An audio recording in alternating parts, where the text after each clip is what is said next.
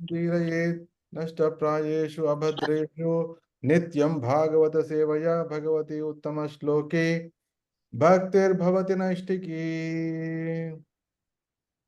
नमो ओं विष्णुपादाय कृष्णप्रेष्ठाय भूतले श्रीमते भक्ति वेदांत स्वामिनिधि नाम नमस्ते सारस्वती देवे गौरवाणी प्रचारिणे निर्विशेष शून्यवादी पाश्चात्य देशतारिणे।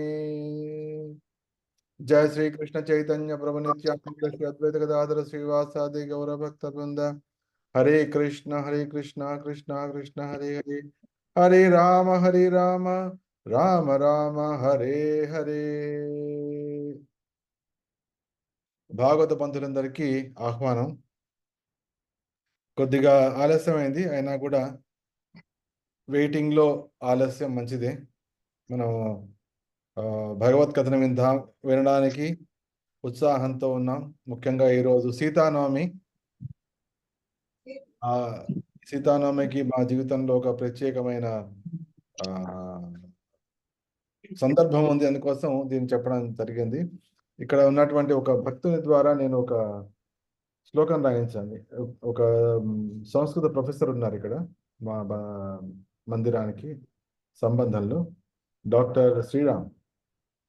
ఆయన ఒక చక్కటి శ్లోకం రాసింది. ఇవాళ పొద్దునే చెప్పాను, ఒకటి నాయన ఒకటి సీతా మహారాణి ఒక చక్కటి శ్లోకం రాయమంటే ఆయన రాశారు. అద్వితీయా మిథిలేశ పుత్రి నిర్వ్యాజ కారుణ్యమయీ మహీజా అవాపసిద్ధిర్యదపాంగ దృష్టే వాదాత్మజాస్తు మయి ప్రపన్న అని ఆయన శ్లోకం రాశారు. ఏమిటంటే రామాద్వితీయ అంటే రామునికి ఎప్పటికి కూడా రామునితోనే సర్వదా కలిసి ఉండేది అద్వితీయము. రామాద్వితీయ మిథిలేశ పుత్రి, మిథిలరాజు పుత్రుని. ఆయన మహానుభావుడు. ఆత్మదర్శనం కోసం జనక మహారాజు పేరు మనకు భగవద్గీతలో కూడా వస్తుంది. శ్రీరామునితోటి నిరంతరము కలిసి ఉండేది. తర్వాత మిథిలా నగర రాజుకు పుత్రిక, నిర్వ్యాజ కారుణ్యమయీ మహీజ. ధరణిలో కూడా పుట్టింది కాబట్టి మహీజ అనే పేరు వచ్చింది. మహీజ అంటే భూమిలో పుట్టింది. తర్వాత పరమ కారుణ్య రూపం కలిగినది. అవాప్య సిద్ధిర్ యదపాంగ దృష్టి. అది ఎంతటి, ఇక్కడ మన ఫోటోలు కనిపిస్తుంది చూడండి. ఆమె స్పెషల్గా ఆంజనేయ స్వామిని దీవిస్తుంది ఆవిడ. ఎందుకంటే తన యొక్క బాధని, తన యొక్క దుఃఖాన్ని, క్లేశాన్ని తొలగించడానికి ఏకైక ఆశగా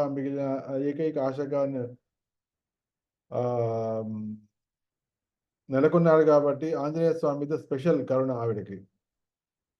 అవాప సిద్ధిర్ యదపాంగ దృష్టి, అందుకోసం అష్టసిద్ధి అమనిది కేదాత అసర్వదేన జానకి మాత. అంటే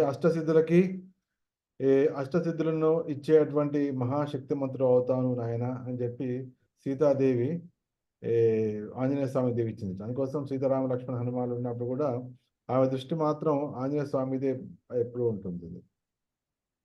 వాతాత్మజా శాస్తు మయి ప్రసన్న. సో ఆ విధంగా ఆంజనేయ స్వామిని అష్టసిద్ధులు వసగే మహనీయునిగా, మహాభాగవతునిగా చూస్తూ ఆశీర్వదించినటువంటి ఆ సీతామాత మమ్మల్ని కూడా అనుగ్రహించుగాక అని ఈ శ్లోకం యొక్క అర్థం. రామాద్వితీయ మిథిలేశ పుత్రి నిర్వ్యాజ కారుణ్యమయీ మహీజ అవాపసిద్ధిర్యదపాంగ దృష్టే వాదాత్మజాస్తు మయి ప్రసన్న. అయితే ఇవాళ కథకి, మన భాగవతానికి, మన సీతాదేవి వర్ణనకి సంబంధం ఏమిటి అని మీరు ఉత్సాహంతో ఉండొచ్చు. ఎందుకు ప్రభుజీ ఇవాళ స్పెషల్గా సీతాదేవిని వర్ణిస్తున్నారు అంటే, ఈ రోజే అంటే 22 ఏళ్ల కిందట ఈ రోజే, అంటే సీతానవమి రోజే మాకు మా గురు మహారాజు ద్వారా, అంటే పరమ పూజ్య గోపాలకృష్ణ గోస్వామి మహారాజ్ గారి ద్వారా బ్రాహ్మణ దీక్ష ఇవ్వబడినటువంటి సుదినం.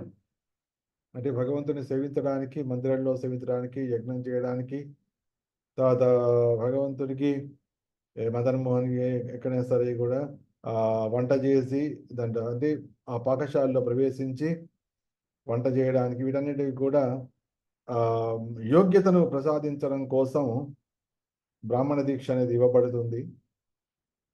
సో ఈ రోజు నాడే అంటే 24 సంవత్సరాల కిందట, 22 సంవత్సరాల కిందట 2002లో మాకు బ్రాహ్మణ దీక్ష ఇవ్వబడింది. కాబట్టి 22 ఏళ్ల కిందట నాకు నా సతీమణి ఇద్దరికి కూడా పరమపూజ్య గోపాలకృష్ణ మహారాజు గారు దీక్షను ఇచ్చారు. ఇప్పుడు ప్రపంచం అంతా కూడా ఇస్కాన్లో ఉన్న ప్రతి ఒక్కరు అందరి చెవుల్లో మారుమోగిపోతున్నటువంటి విషయం ఏమిటి, తర్వాత చర్చనీయాంశమైన విషయం ఏమిటి అంటే శ్రీల గోపాలకృష్ణ గోస్వామి మహారాజు గారు నిత్యలీలా ప్రవిష్టులు కావడం అనేది. ఆయన మే 5 నాడు ఈ ధరాతలాన్ని విడిచి భగవత్ ప్రాప్తి నిత్యలీలా ప్రవిష్టులయ్యారు. అందుకోసం మనం వైష్ణవుల్ని ఎప్పుడైతే వాళ్ళు ఈ జగత్తు నుంచి వెళ్ళిపోతారో మనం వాళ్ళని నిత్యలీలా ప్రవిష్ట. ఎందుకంటే భౌతిక జగత్తులో లీలలు తాత్కాలికంగా ఉంటాయి, కానీ భగవద్ధామంలో భగవంతుని లీలలు భక్తులతో పాటుగా భగవంతుని లీలలు శాశ్వతంగా ఉంటాయి. కాబట్టి వాడు నిత్య లీల అంట. నిత్యలీలా ప్రవిష్ట అంటే నిత్యలీలలో వాళ్ళు ప్రవేశిస్తారు. ఎందుకంటే భౌతిక జగత్తు అనేది కాలంతో ముడిపడి ఉంటుంది కాబట్టి కాలంలో అది ప్రకటమై కాలంలో అది అంతరిస్తుంటుంది. అది కాకుండా ఈ కాలంలో ప్రతి విషయం ఒక భగవంతుని విషయంలో తప్ప మిగతా అన్నీ కూడా 6 రకాలైనటువంటి మార్పులకు లోనవుతూ ఉంటాయి. అది పుట్టడము, నెలకొని ఉండడము, అంటే స్థితిని కలిగి ఉండడము, తర్వాత పెరగడము, ఇతరాలను సృష్టించడము, క్షీణించడము, తర్వాత నశించడము అనేది ఇవన్నీ కూడా ముఖ్యమైన ఈ 6 రకాల ఉంటుంది. ఇవాళ ప్రత్యేకమైన అంటే మా గురు మహారాజ్ గారి గురించి అంటే పరమ వైష్ణవుల గురించి మీ అందరికీ తెలియజేసి, ఎందుకంటే ప్రపంచం అంతా ఇప్పుడు ఆయన గురించి చర్చిస్తున్నారు కాబట్టి మీ అందరికి కూడా ఆ విషయం చెప్దామనే సంకల్పం కలిగింది. ఎందుకంటే గ్రంథ భాగవతము, రూప భాగవతము. రూప భాగవతులు అంటే సాక్షాత్తుగా రూపాన్ని ధరించిన వాళ్ళు. తర్వాత గ్రంథ భాగవతం అంటే పుస్తకం. మనం ప్రతి వారము గ్రంథ భాగవతాన్ని సేవిస్తున్నాము. ఇవాళ మనం రూప భాగవతుణ్ణి, ఆయన గురించిన మన మహానుభావాన్ని వినడమే మనం ఆయన సేవించినట్టుంది. ఏదైతే ఫోటో కనిపిస్తుందో మీకు వెనక పెద్ద పెద్ద బిల్డింగ్లు అది కనిపిస్తున్నాయి, మోడర్న్ బిల్డింగ్స్. ఇది ఎక్కడ ఉందంటే మా ఇస్కాన్ నవీ ముంబై ఖార్ఘర్లో మందిరము వెనకాలే దాదాపు I think 25 or 30 story building ఎంతండి. అదే ఇది మహారాజ్ గారి ఆయన నివాస స్థానం, ఆయన క్వార్టర్స్. అదే ఆ క్వార్టర్స్లో నేను దిగిన ఫోటో ఇది. ఆయన ప్రతి 2-3 నెలలకు వస్తుండేవారు. మా భాగ్యవశాత్తు ఈ జనవరి 26కి వచ్చి 10 రోజుల పాటు ఉన్నారు. ఆ విషయాలు నేను కొద్దిగా చెప్తాను ఈ సందర్భంలో దిగినటువంటి ఫోటో. అయితే ఇక సీతారామ విషయానికి వస్తే ఈ 2002 కార్యక్రమం ఇది శ్రీరామనవమి నాడు సీతారామి నాడు జరిగిందో. సీతారామి అనేది మన ఆంధ్రదేశంలో ఎక్కువ ప్రాముఖ్యం లేదు, శ్రీరామనవమి మాత్రమే ప్రాముఖ్యం. శ్రీరాముని తర్వాత మళ్ళీ రాముని ఎవరు పట్టించుకోరు. శ్రీరామనవమి మాత్రం చాలా హడావిడిగా ఆర్భాటంగా కళ్యాణాలు చేస్తుంటారు. తర్వాత రాముడిని మళ్ళీ చూడరు, మళ్ళీ రామ మందిరంలోకి ఎవరు పోరు. మళ్ళీ ఆ మందిరం ఈ మందిరానికి రామ మందిరాన్ని మాత్రం పోరు. సీతారామి గురించి వాళ్ళకి తెలియదు. ఓన్లీ ఈ జనకపురి అంటే నేపాల్లో కానీ ఇక్కడ బీహార్లో కానీ ఉన్నటువంటి జనకపురిలో, తర్వాత ఇస్కాన్ మందిరాలలో, ఎందుకంటే తర్వాత ఈ కొన్ని ప్రముఖ స్థానాల్లో మాత్రమే ఈ సీతానవమి అనేది జరుగుతుంటుంది. ఇక్కడ బొంబాయిలో ఉన్నటువంటి భవ్యమైన మందిరం ఉంది జూహులో, మీరు చూసే ఉంటారు, కొంతమంది వచ్చారు ఇక్కడికి. అక్కడ సీతారామ లక్ష్మణుల భక్త హనుమాన్ల శ్రీమూర్తులు ఉన్నాయి కాబట్టి అక్కడ సీతానవమి చాలా ఆర్భాటంగా జరుగుతుంది. అంతేకాకుండా అక్కడ నౌకా విహారము, సీతారాముల నౌకా విహారం కూడా సాయంత్రం పూట ఏర్పాటు జరుగుతుంది. ఈ సీతానవమి 2002లో జరిగినప్పుడు అప్పుడు మేము ఖార్ఘర్లో లేము, మేము పన్వేల్ అనే ఒక స్థలం ఉంది, అది కూడా నవీ ముంబైలోకి వస్తుంది, అక్కడ ఉండేవాళ్ళం. అయితే సరిగ్గా ఒకరోజు ముందు ఆయన పూనా నుంచి బొంబాయికి వస్తూ మా ఇంట్లో అక్కడ ఆగారు. ఆగి ఈ వచ్చి నేను రేపు ఇట్లా దీక్షలు ఇస్తున్నా, రేపందరికీ దీక్షలు ఇస్తున్నాను, దాంతో పాటుగా బ్రాహ్మణ దీక్ష కూడా అందరికి ఇవ్వబోతున్నాను, కాబట్టి మీరు రేపు వచ్చి బ్రాహ్మణ దీక్ష తీసుకోండి అని చెప్పి. అంతవరకు మాకు బ్రాహ్మణ దీక్ష అనే విషయాలు కూడా దాని గురించి అంత పరిచయం లేదు. కానీ ఆయన సీతారామయ్య ముందర రేపే నేను ఇస్తున్నాను జుహులు, కాబట్టి మీరు పొద్దునే వచ్చేసేయండి. ఇక్కడ కూడా ఒక చక్కటి ఫోటో. ఆయన అదొక పెద్ద, అది ఇది ఎప్పుడు జరిగిందంటే ఇంటర్నేషనల్ కాన్ఫరెన్స్ హాల్, మా ఇస్కాన్ మందిరంలో ప్రారంభించడానికి ముందర. అయితే ఆ ప్రారంభానికి ముందర ఆ కాన్ఫరెన్స్ హాల్ ముందున్న రూమ్లో ఆయన కూర్చున్నారు. నేను గుమ్మందిగా నిలబడి ఆ చక్కటి అవకాశాన్ని శాశ్వతంగా ఆయన ద్వారపాలకుడిలాగా ఉండాలనే సంకల్పంతో అవకాశాన్ని ఏమాత్రం మిస్ చేయకుండా నేను దిగినటువంటి ఫోటో. అంటే ప్రారంభోత్సవం జరగడానికి కొద్ది సమయం ఉంది, ఎందుకంటే పూజారులు ఇంకా రాలేదు, వాళ్ళని ఏర్పాట్లు చేస్తున్నాను కాబట్టి ఎదురుకుండా ఉన్న రూమ్లో కూర్చున్నారు. ఇది అయితే ఈ సీతానవమి నాడు రేపు నేను ఇస్తున్నాను, మీరు రాండి అని ఆయన చెప్పడం, మేము మొన్నాడు వెళ్ళి ఆయన దీక్ష తీసుకున్నాం. ఇది ప్రతి భక్తుని ఆధ్యాత్మిక జీవితంలో ఈ రెండు ముఖ్యమైన కార్యక్రమాలు. ఒకటేమో హరినామ దీక్ష తీసుకోవడము, తర్వాత నెక్స్ట్ ఏమో బ్రాహ్మణ దీక్ష తీసుకోవడం. ఈ బ్రాహ్మణ దీక్ష తీసుకోవడం ద్వారా అప్పుడు గాయత్రి మంత్ర జపం చేసేటువంటి అవకాశం కలుగుతుంది. దాంట్లో సాధారణంగా అందరూ గాయత్రి మంత్రాన్ని ఇలా క్యాసెట్లు పెట్టి వింటుంటారు, లేకపోతే రికార్డులు పెట్టి అందరికి చేస్తుంటారు, కానీ అది ప్రభావ రహితమైంది. ఎందుకంటే గాయత్రి మంత్రం అనేది గురువు ద్వారా శిష్యునికి సంప్రాప్తించేది, అది కూడా రహస్యంగా ఇవ్వబడేటువంటి మంత్రము. అది పబ్లిక్గా రికార్డింగ్లో పెట్టేది అటువంటి కార్యక్రమం, అది విషయం కాదు. కాబట్టి అది గురువు ద్వారా, గురు పరంపరలో ఇవ్వబడే సైలెంట్గా, మౌనంగా ఇవ్వబడేటువంటి మంత్రము. అయితే సాధారణంగా అందరికీ ఈ గాయత్రి మంత్రం ఒకటే ఉంటుంది, కానీ వైష్ణవుల్లో మాత్రం చాలా ఉంటాయి. దాంట్లో గురు గాయత్రి ఉంటుంది, తర్వాత గాయత్రి మంత్రం ఉంటుంది, తర్వాత గౌర గాయత్రి, ఇట్లా రకరకాలు ఉంటాయి. అన్ని మంత్రాలు కూడా వాళ్ళు జపించడానికి చక్కటి అవకాశం వస్తుంది. తద్వారా వాళ్ళు భగవత్ సేవను, శ్రీ విగ్రహారాధను, యజ్ఞాచరణను చేయడానికి ఇది అవకాశం వస్తుంది. ఇది సీతానవమి నాడు లభించింది కాబట్టి, ఈ రోజు కూడా సీతానవమి కాబట్టి, దీంతో నేను మన చర్చ, భాగవత చర్చ అంటే రూప భాగవత చర్చను ప్రారంభిస్తున్నాను. మా భాగ్యం కొద్దీ మా హరినామ దీక్ష, తర్వాత బ్రాహ్మణ దీక్ష రెండూ కూడా అంతరంగ శక్తి, భగవంతుని అంతరంగ శక్తికి సంబంధించినటువంటి రోజు నాడే జరిగింది. అంటే హరినామ దీక్ష జరిగిన రోజేమో రాధాష్టమి, బ్రాహ్మణ దీక్ష జరిగిన రోజేమో సీతానవమి. ఈ విధంగా భగవంతుని అంతరంగ శక్తికి సంబంధించినటువంటి రోజు నాడే ఆయన మహారాజు గారు ఇవ్వడం జరిగింది. ఇది చాలా ఆనందదాయకమైంది. ఈ ఆనందాన్ని నేను మీతో పంచుకుంటున్నాను. ఇప్పుడు ప్రపంచవ్యాప్తంగా అందరూ కూడా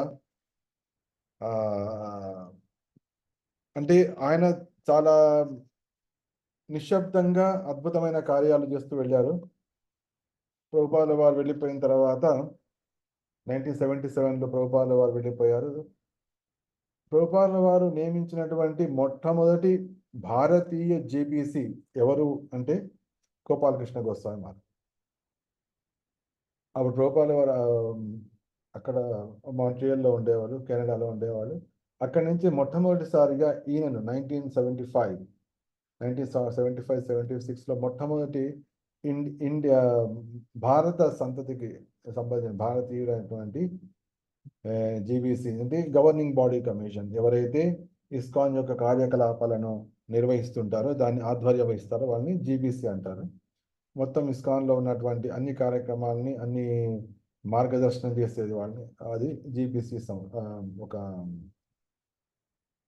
గ్రూప్ ఉంటుంది. ఆయన మొట్టమొదటిసారిగా భారతదేశానికి నియమించిన ఒక భారతీయ జీబీసీ మన గోపాలకృష్ణ గోస్వామి మహారాజ్ గారు. అయితే అందరూ కూడా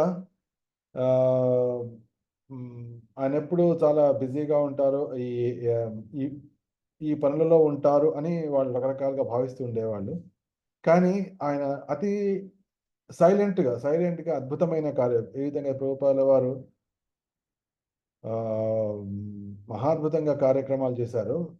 ఆయన శక్తిని మళ్ళీ గోపాలకృష్ణ మహారాజ్ గారు ప్రదర్శించడం జరిగింది. మా భాగ్యవశాత్తుగా ఆయన ఆధ్వర్యంలోనే, ఆయన ఆశీర్వాదం ప్రకారమే ఆయనకు అత్యంత ప్రియమైనటువంటి సేవ ఏదైతుందో పుస్తక సేవ, ఆయన మంత్రాన్ని కూడా మనం గమనిస్తే చాలా అద్భుతంగా ఉంటుంది. నమ ఓం విష్ణుపాదాయ కృష్ణప్రేష్ఠాయ భూతలే శ్రీమతి గోపాలకృష్ణ గోస్వామి ఇది నామిని.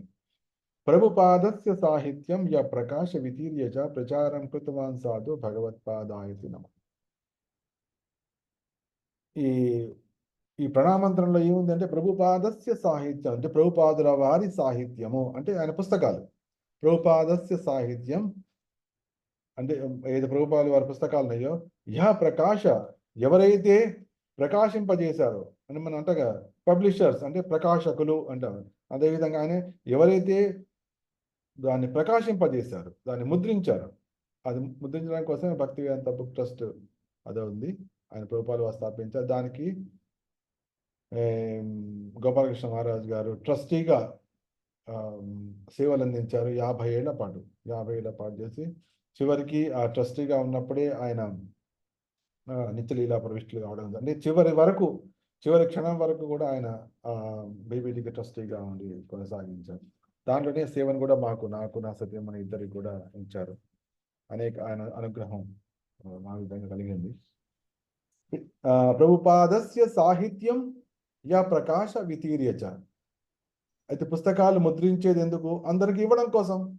కాబట్టి ప్రభుపాదుల వారి పుస్తకం, ప్రభుపాదస్య అంటే ప్రభుపాదుల వారి సాహిత్యం పుస్తకాలు, యహ ఎవరైతే ప్రకాశింపజేశారో, వితీర్య అందరికి పంచారో, తర్వాత ప్రచారం అందరికి మన పుస్తకాలు కాస్త మాట్లాడకండి. అందరికి పుస్తకాలు ఇస్తుండొచ్చు, కానీ అందులో ఉన్న విషయాలు చెప్పనంత వరకు మనుషులకు తెలిసే అవకాశం ఉండకపోవచ్చు. అందుకోసము ప్రకాశింపజేయడము, పంచడము, వాటిని వివరించడం అనే 3 కార్యాలు ప్రభుపాదస్య సాహిత్యం య ప్రకాశ వితీర్య ప్రచార 3 కార్యక్రమాల్లో ఆయన తమ జీవితాన్ని మొత్తం ధారపోశారు. అదే ప్రణామంత్రంగా అందరూ కూడా పలుకుతుంటారు. అయితే ఆయన చేసినటువంటి ఒక అద్భుతమైనటువంటి, అంటే వెళ్ళిపోతూ అందరికీ చేసినటువంటి ఏంటంటే ఒక వీలునామా రాయడం. అది ఇప్పుడు ప్రపంచం మొత్తంలో ప్రతి ఇస్కాన్ అంటే దాదాపు కాదు 800కు పైగా మందిరాలు ఉన్నాయి. 800కు పైగా మందిరాలు. ఎప్పుడైతే గోపాలకృష్ణ మహారాజ్ గారు మొట్టమొదటిసారి ప్రభుపాదుల వారిని కలిశారో కెనడా మాంట్రియల్లో కలిశారో, అప్పుడు కేవలం 5 మందిరాలే ఉండేవి. కాబట్టి ఆయనకు ఎక్కువ సాంగత్యం లభించింది. కానీ అప్పటి నుంచి ఇప్పటిదాకా మనం గమనిస్తే, అదే అంటే మాంట్రియల్ ఎప్పుడు కలిసారంటే 1968లో కలిశారు. అప్పటి నుంచి ఇప్పటిదాకా మనం గమనిస్తే ఇప్పుడు 800కు పైగా మందిరాలు ఉన్నాయి. అన్ని మందిరాల్లో కూడా వేలాది మంది ఒక్కొక్క మందిరానికి అందరూ కనెక్ట్ అయి ఉన్నారు. ప్రతి ఒక్కరి హృదయంలో కూడా ఇంత అద్భుతమా, ఈ విధంగా ఉండాలి జీవితం అనేది ఒక్కొక్క స్ఫూర్తిలాగా జరిగింది. అందరికీ ఆయన ఒక విల్లు రాశారు, వీలునామా. దాంట్లో ప్రతిదీ రాశారన్నమాట. తన దేహంగా తను కనుక మరణిస్తే ఎక్కడ సమాధి చేయాలి, ఈ విధంగా. అంటే ఉదాహరణకి విదేశాల్లో కనుక మరణం సంభవిస్తే దాన్ని ఆయన శరీరాన్ని తీసుకొచ్చి బృందావనంలో కానీ మాయాపూర్లో కానీ సమాధి చేయాలి. లేకపోతే ఒకవేళ నార్త్ ఇండియాలో కనుక దేహత్యాగం జరిగితే నిశ్చయంగా బృందావనంలోనే సమాధి చేయాలి. లేకపోతే కలకత్తా దగ్గరలో మాయాపూర్ దగ్గరలో కనుక అయితే మాయాపూర్లో సమాధి. ఈ విధంగా ప్రతి దానికి కూడా ఆయన స్పష్టంగా సూచనలు ఇచ్చారు. అంటే రాసి మరి వీలునామా రాసి దాన్ని రిజిస్టర్ చేయించి మరి అంటే మళ్ళీ దాన్ని మార్పు చేర్పు చేయకుండా. అంతేకాకుండా తనకంటూ పెద్దగా ఉండాలని ఆయన ఎప్పుడు కోరుకోలేదు. అందుకోసం యాక్చువల్గా శిష్యులందరూ ఇక్కడ బొంబాయిలో ఉండే శిష్యులందరూ ఆయన కోసం బృందావనంలో ఒక పెద్ద స్థలం కొన్నారు. స్థలం కొని ఆయనకు ఒక పెద్ద భవంతి నిర్మించి ఇద్దామని సంకల్పంతో ఏదైతే కృష్ణ బలరాం మందిరం ఉందో ఆ కృష్ణ బలరాం మందిరానికి ఆనుకుని ఒక పెద్ద దగ్గరలోనే చాలా ఒక పెద్ద స్థలం కొన్నారు. అది ఆ కాలంలో 35 lakhs 30 లక్షలు, అది దాదాపు 3-4 కోట్ల రూపాయల విలువ ఉన్నటువంటి స్థలం, చాలా పెద్ద స్థలం. అక్కడ ఆయనకు పెద్ద మందిరం, పెద్ద నివాస స్థలం నిర్మిందామని సంకల్పించారు. కానీ ఆయన విల్లో ఎవరికి చెప్పకుండా, అంటే ఎవరైతే ఈ శిష్యులు ఉన్నారో చెప్పకుండా ఆ స్థలాన్ని నేను కృష్ణ బలరాం మందిరం వాళ్ళకి ఇచ్చేస్తున్నాను. అంటే ఎందుకంటే ఆయన తెలుసు ఆ స్థలం ఉంటే వాళ్ళు దాంట్లో సమాధి కట్టిస్తారని తెలుసు. కాబట్టి తనకు అంతటి ప్రముఖ స్థానం రాకూడదు, అందరి పెద్దదానం ఉండకూడదు, అందరితో పాటు సమానంగా ఉండాలి అనే సంకల్పంతో ఆ స్థలాన్ని ఆయన కృష్ణ బలరాం మందిరానికి ఇచ్చేసి వాళ్ళు చెప్పారట, అక్కడ మీరు సన్యాసులు తర్వాత భక్తులు నివసించడానికి, ముఖ్యంగా సన్యాసులు వసించడానికి ఒక పెద్ద అతిథి గృహాన్ని నిర్మించండి, తద్వారా అది మీకు చక్కగా ఉపయోగపడుతుందని. కాబట్టి చివరికి అని ఏంటి, అందరితో అక్కడ ఒకటి గోశాల ఉంటుంది, ఇస్కాన్ గోశాల ఉంటుంది. ఆ ఇస్కాన్ గోశాలలో అనేక మంది సమాధులు ఉంటాయి. అందరితో పాటుగా చిన్న చిన్న స్థానంలో, అతి చిన్న స్థానంలోనే ఆయన సమాధి. అంటే ఏంటి, తనకంటూ పెద్దగా ఉండకూడదు, తను చేసే కార్యాలు పెద్దగా ఉండాలి, కానీ అనవసరంగా శిష్యులు మరీ ఆకాశానికి ఏదో పెద్ద పని చేసే అవకాశం ఉంటుంది, వాళ్ళు ప్రభుపాద కంటే కూడా ఇంకా ఎక్కువ ఏమో చేస్తారని భయంతో ఆయన అతి అతి చిన్నది ఏర్పాటు చేశారు. అందుకోసం ఆయన విల్లో కూడా రాసి పెట్టారన్నమాట, నేను ఆ స్థలం వాళ్ళు నాకు కట్టాలనుకుంటున్నారు, కానీ నేను మాత్రం ఒప్పుకోను, ఇది ఇస్కాన్ వాళ్ళకి ఇచ్చేసేయాలి, కృష్ణ బలరాం మందిర్ వాళ్ళకి ఇచ్చేసేయాలి అని చెప్పారు. తర్వాత ఆయన ఏమన్నా అంటే, నాకు ఎటువంటి బ్యాంక్ బ్యాలెన్స్ కానీ, తర్వాత వాహనాలు కానీ, క్యాష్ కానీ, ఎటువంటి ఏ ప్రాపర్టీ కూడా నా పేరు మీద లేదు అని చెప్పారు. ఏ ప్రాపర్టీ తన పేరు మీద లేదు. అయితే తనకు మాత్రం తన చేతికి ఎప్పుడు ఉండే ఒక గడియారం ఉంది, రోలెక్స్ వాచ్ మాత్రం ఉంది. అది మాత్రం తను వెళ్ళిపోయిన తర్వాత తన ఈ కార్యసాధనలో చాలా హెల్ప్ చేసినటువంటి ఎవరైనా శిష్యుడికి భక్తులందరూ పెద్దవాళ్ళందరూ కలిసి నిర్ణయించి అది ఇచ్చేయండి అని చెప్పి ఆయన తన వీలునామాలు రాశారు. అంటే ఫలానా వాళ్ళకి ఇవ్వండి అని, మళ్ళీ అంత పక్షపాతం ఏం చూపించకుండా మా భక్తుల్లో ఎవరైతే చాలా హెల్ప్ చేశారో ఈ నా కార్యసాధనకి, వారికి అందరూ కలిసి నిర్ణయించి ఇవ్వండి. ఈ రోలెక్స్ వాచ్ కూడా ఒక పెద్ద, అందుకోసం ఆయన ఎప్పుడు దాన్ని కుడి చేతికి పెట్టుకునేవాడు ఆల్వేస్. అది ఆయనకు ఫేమస్ అనమాట రోలెక్స్ వాచ్. అది ఎప్పుడు వచ్చింది ఆయనకి అంటే అదంటే దానికి చాలా ప్రేమ ఆయనకి. అది 1977లో వచ్చింది ఆయనకి. ఎట్లా వచ్చిందంటే, ప్రభుపాదస్య సాహిత్యం ప్రకాష్, చూడండి ఇక్కడ రైట్ హ్యాండ్ లో ఉంటుంది ఎప్పుడు ఆయనకి. కరెక్ట్. ప్రకాశ వితీర్యచ ప్రచారం కృచవాన్ సాధు భగవత్పాదాయ. ఎప్పుడైతే 1977లో మొట్టమొదటిసారిగా ప్రభుపాదుల వారి భాగవతంలోని ప్రథమ స్కందం +5 -5 ఇక్కడ -5 లేదా, ప్లస్ ఎందుకు వచ్చిందా? అందరూ సైలెంట్ ఉండండి, ఆ ప్లస్ తీసేసి మైనస్ పెట్టి మంచిగా అందరూ సైలెంట్ ఉండండి కాసేపు. ఇది x+2 మ్యూట్ చేయండి ఆ వ్యక్తిని. సో ఎప్పుడైతే మొట్టమొదటిసారిగా ఆయన ఈ ఆంగ్ల భాషలో ఉన్నటువంటి భాగవతాన్ని హిందీ భాషలో ఫస్ట్ క్యాంటో ప్రింట్ అయింది. ఫస్ట్ క్యాంటో ప్రింట్ అయిన తర్వాత ఆయన పట్టుకొచ్చి ప్రభుపాదుల వారికి ఇచ్చారు. అది ఇచ్చినప్పుడు ప్రభుపాదుల వారికి ఎంత ఆనందం వచ్చింది, ఓహో ఇప్పుడు దేశ భాషలోకి భాగవతం వచ్చేసింది. అందుకోసం ఎప్పుడు కూడా ప్రభుపాద గోపాలకృష్ణ మహారాజు గారు ఎప్పుడు వచ్చినా కూడా ఏముంది కొత్త పుస్తకం ఏం చేస్తావు నువ్వు, ఏం ప్రింట్ చేసావు అని అడుగుతున్నారు. అందుకోసం ఆయన పుస్తకం లేనిది కొత్త పుస్తకం లేనిది ప్రభుపాదుల వారి దగ్గర వెళ్ళడానికి ఆయన భయపడేవారు. ఎందుకంటే ప్రభుపాదుల వారు అదే అడుగుతారు, వేరే ప్రశ్న అడగరు కాబట్టి ఆయన ఎప్పుడు. అందుకోసం మమ్మల్ని కూడా గోపాలకృష్ణ మహారాజు గారు ఎట్లా ఉంది మీ యొక్క ట్రాన్స్లేషన్ నడుస్తుంది ఫస్ట్ ప్రశ్న అడిగేవాళ్ళు, ట్రాన్స్లేషన్ ఎట్లా నడుస్తుంది.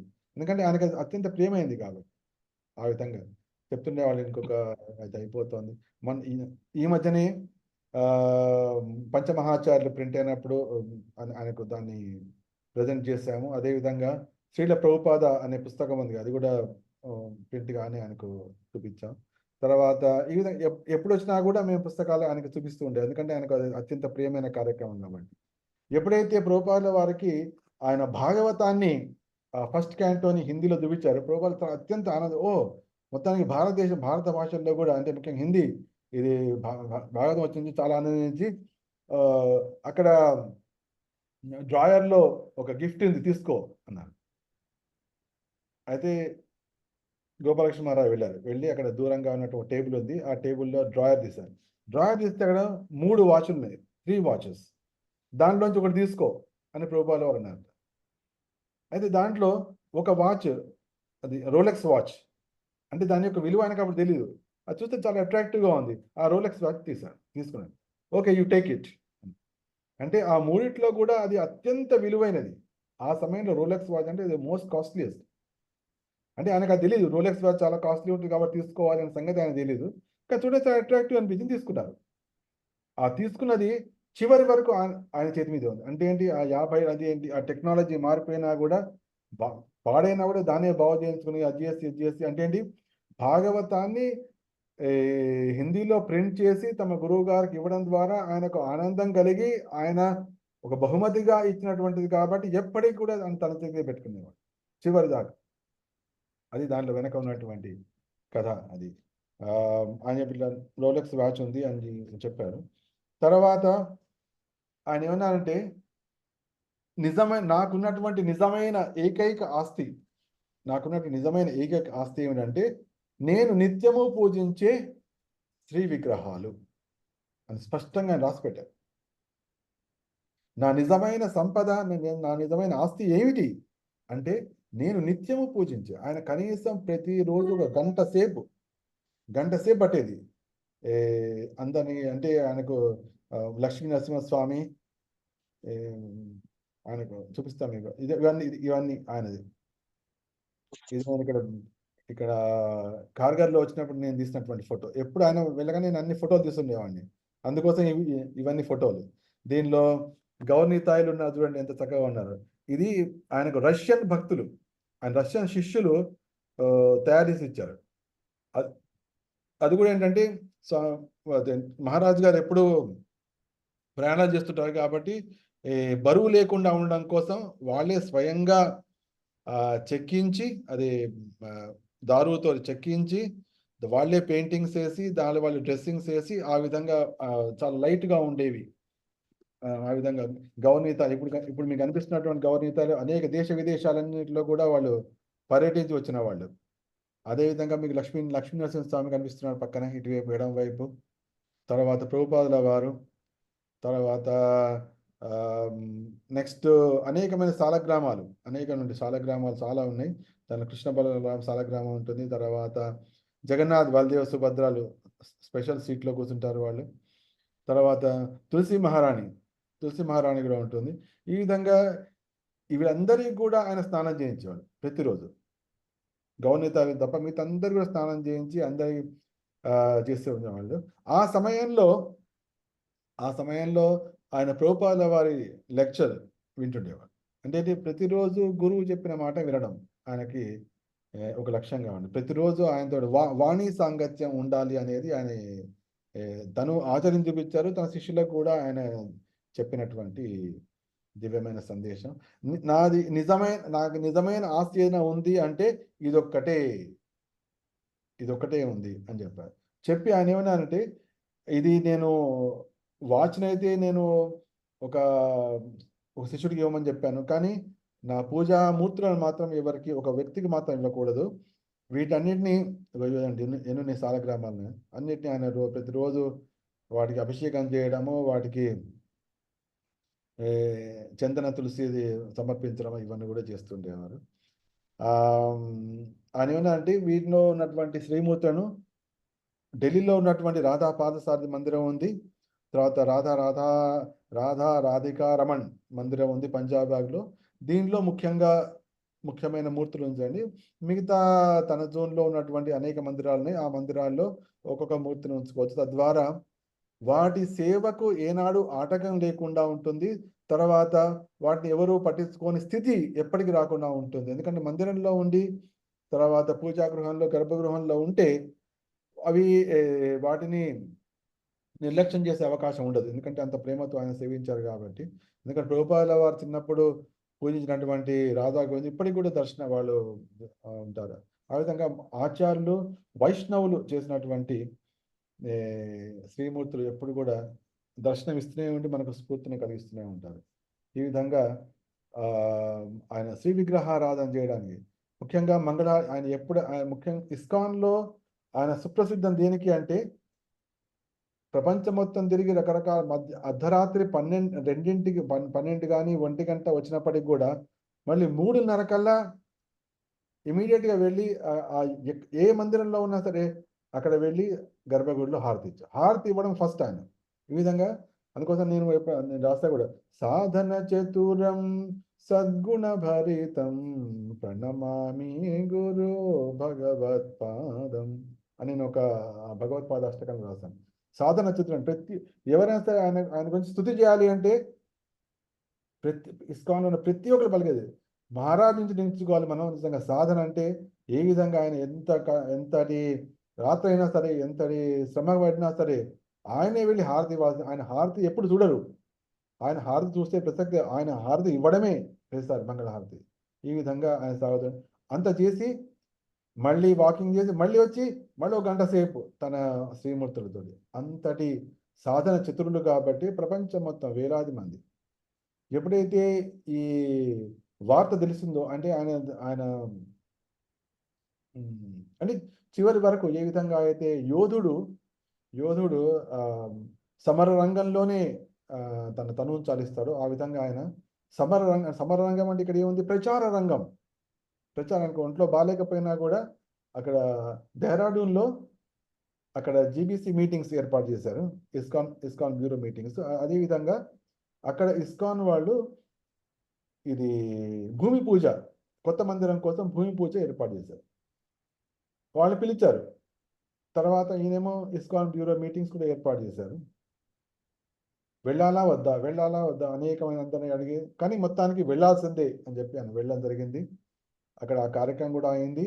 తర్వాత భూమి పూజ అది తుదిగా ఇస్కాన్ కోసం చేసినటువంటి కార్యక్రమం అంటే భూమి పూజ కార్యక్రమం చేశారు. ఆ రోజు సాయంత్రమే ఆయనకు కింద పడిపోయి హాస్పిటల్లో చేర్పించడం ఇటువంటి కార్యక్రమం ఒక రోజున్నర పాటు జరిగింది. తర్వాత కోలుకున్నట్టు అయింది కానీ వెంటనే ఆయనకు హార్ట్ అటాక్ రావడం దాంతో ఇది ఈ విధంగా ఆయనకు ఇట్లా ఒంట్లో బాగాలేదు కాబట్టి సీనియర్స్ అందరూ వచ్చేసేయండి అని మెసేజ్ రాగానే ఇక్కడి నుంచి మేమందరము ఫ్లైట్లో వెళ్ళాం దేహ్రాదూన్కి వెళ్ళిన ఇట్లా ల్యాండ్ అవుతున్నాము. ల్యాండ్ కాగానే అందుకని ఫోన్లో ఉన్నప్పుడు మేము ఫ్లైట్లో ఉన్నప్పుడు ఫోన్లో ఆఫ్ చేస్తుంటే కాబట్టి మెసేజ్ రాకండి. మేము ఫ్లైట్లో ఉన్నప్పుడే ఆయన దేహాన్ని చాలించారు. 9:50కి ఆయన దేహాన్ని చాలించారు. 9:25 అనుకుంటా. మేము ఇట్లా ల్యాండ్ కాగానే మెసేజ్ చూస్తే దాంట్లో ఉంది. అట్లా మేము మేము ఎయిర్పోర్ట్ దిగేటప్పటికి గంట ముందరే ఆయన ఢిల్లీకి తీసుకెళ్ళిపోయారు. సో ఆ కార్ వెంటనే అంబులెన్స్ వెంటనే మేము మళ్ళీ కార్లో వెళ్ళాం. అక్కడ ఢిల్లీకి వెళ్ళే సమయం కల్లా అక్కడ వేలాది మంది ఆ రోజు రాత్రి 30,000 మంది పైగా భక్తులు ఎంత కిటకిటలు ఆడిపోయంటే వాళ్ళకి కృష్ణాష్టమి రోజు ఎట్లా ఉంటుందో అంతటి అడుగు వేస్తే అడుగు తీసి అడుగు వేసినంత ఉంది. అక్కడికి ఆయన తీసుకెళ్లారు. ఆ రోజు రాత్రంతా అక్కడ ఆడిటోరియంలో పెట్టారు. రాత్రంతా అందరు దర్శిస్తూనే ఉన్నారు, సంకీర్తన చేస్తూనే ఉన్నారు ప్రతి ఒక్కరు కూడా. తర్వాత మొన్నాడు 5:30 కల్లా 5:30కి తీసుకెళ్ళి బృందావనం, ఎందుకంటే ఆయన వీలునామాలు రాశారు కాబట్టి బృందావనాన్ని తీసుకెళ్ళిపోయారు. బృందావనం తీసుకెళ్ళి బృందావనంలో ఆయన వెంటే మేము కూడా వేరే కార్లో వెళ్ళాం. అక్కడ వెళ్ళేటప్పటికి మళ్ళీ అక్కడ వేలాది మంది బృందావనంలో, అది గుడిలోకి ప్రవేశించడానికి కూడా లేనంత స్థలం. ఆయన వెళ్ళి ఆ దర్శనం చేయించారు. అక్కడ కృష్ణ బలరాములకు ఏ విధంగా అయితే ప్రభుపాదుల వారు తమ చివరి అంతిమ యాత్రలో కృష్ణ బలరాం దర్శించుకున్నారో, తర్వాత బృందావనంలోని మందిరాలను దర్శించుకున్నారో, ఆ విధంగానే ఆయన శరీరాన్ని కూడా, ఆయన ఆ దివ్య శరీరాన్ని అన్ని చోట్ల తీసుకెళ్లారు. ప్రభుపాదుల వారు దర్శనం చేయించారు. తర్వాత నేరుగా అక్కడ ఇస్కాన్ గోశాల ఉంది. ఇస్కాన్ గోశాలలో ఒక పెద్ద హాల్ ఉంది. ఆ పెద్ద హాల్లో పెట్టారు. తద్వారా అప్పుడు వేలాది మంది వచ్చి దర్శనం చేసుకోవడానికి అవకాశం ఉంటుందని. ముఖ్యంగా ఈ ఢిల్లీ అనేది చాలా ముఖ్యమైన స్థానం. ఎందుకంటే ఢిల్లీ ప్రభుపాదుల వారి యొక్క కార్యస్థలం.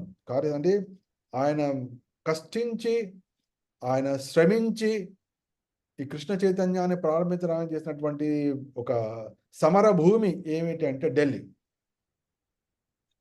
ఆయనకు అమెరికాకు వెళ్ళడానికి కూడా అవకాశం వచ్చింది కూడా ఢిల్లీ ప్రాంతం నుంచే. ఈ మధ్యనే ఢిల్లీ మందిరంలో లక్ష్మీ నరసింహస్వామి, దానిలో లక్ష్మీ నరసింహస్వామి ఉన్నాడు, ప్లస్ కింద ప్రహ్లాద్ కూడా ఆయన శ్రీమూర్తిని అక్కడ ప్రతిష్ఠించారు. మీరు గమనించవచ్చు, ఆయన ఆ సమయంలో ఇచ్చిన హారతి ఇచ్చినటువంటిది.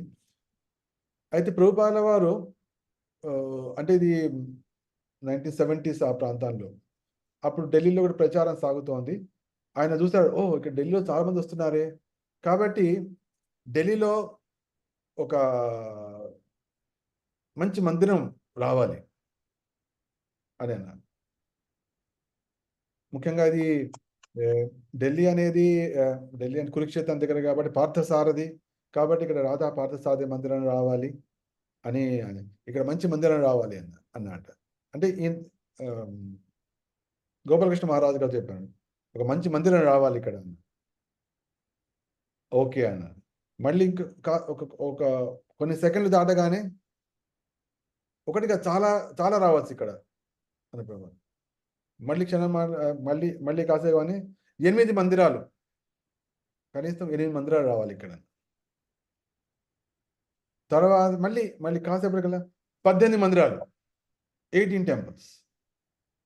అంటే ఈ విధంగా ప్రభుపాదుల వారు పలకడము, అదంతా ఈయన మనసులో నాటుకుపోవడం, ఇవన్నీ జరిగింది.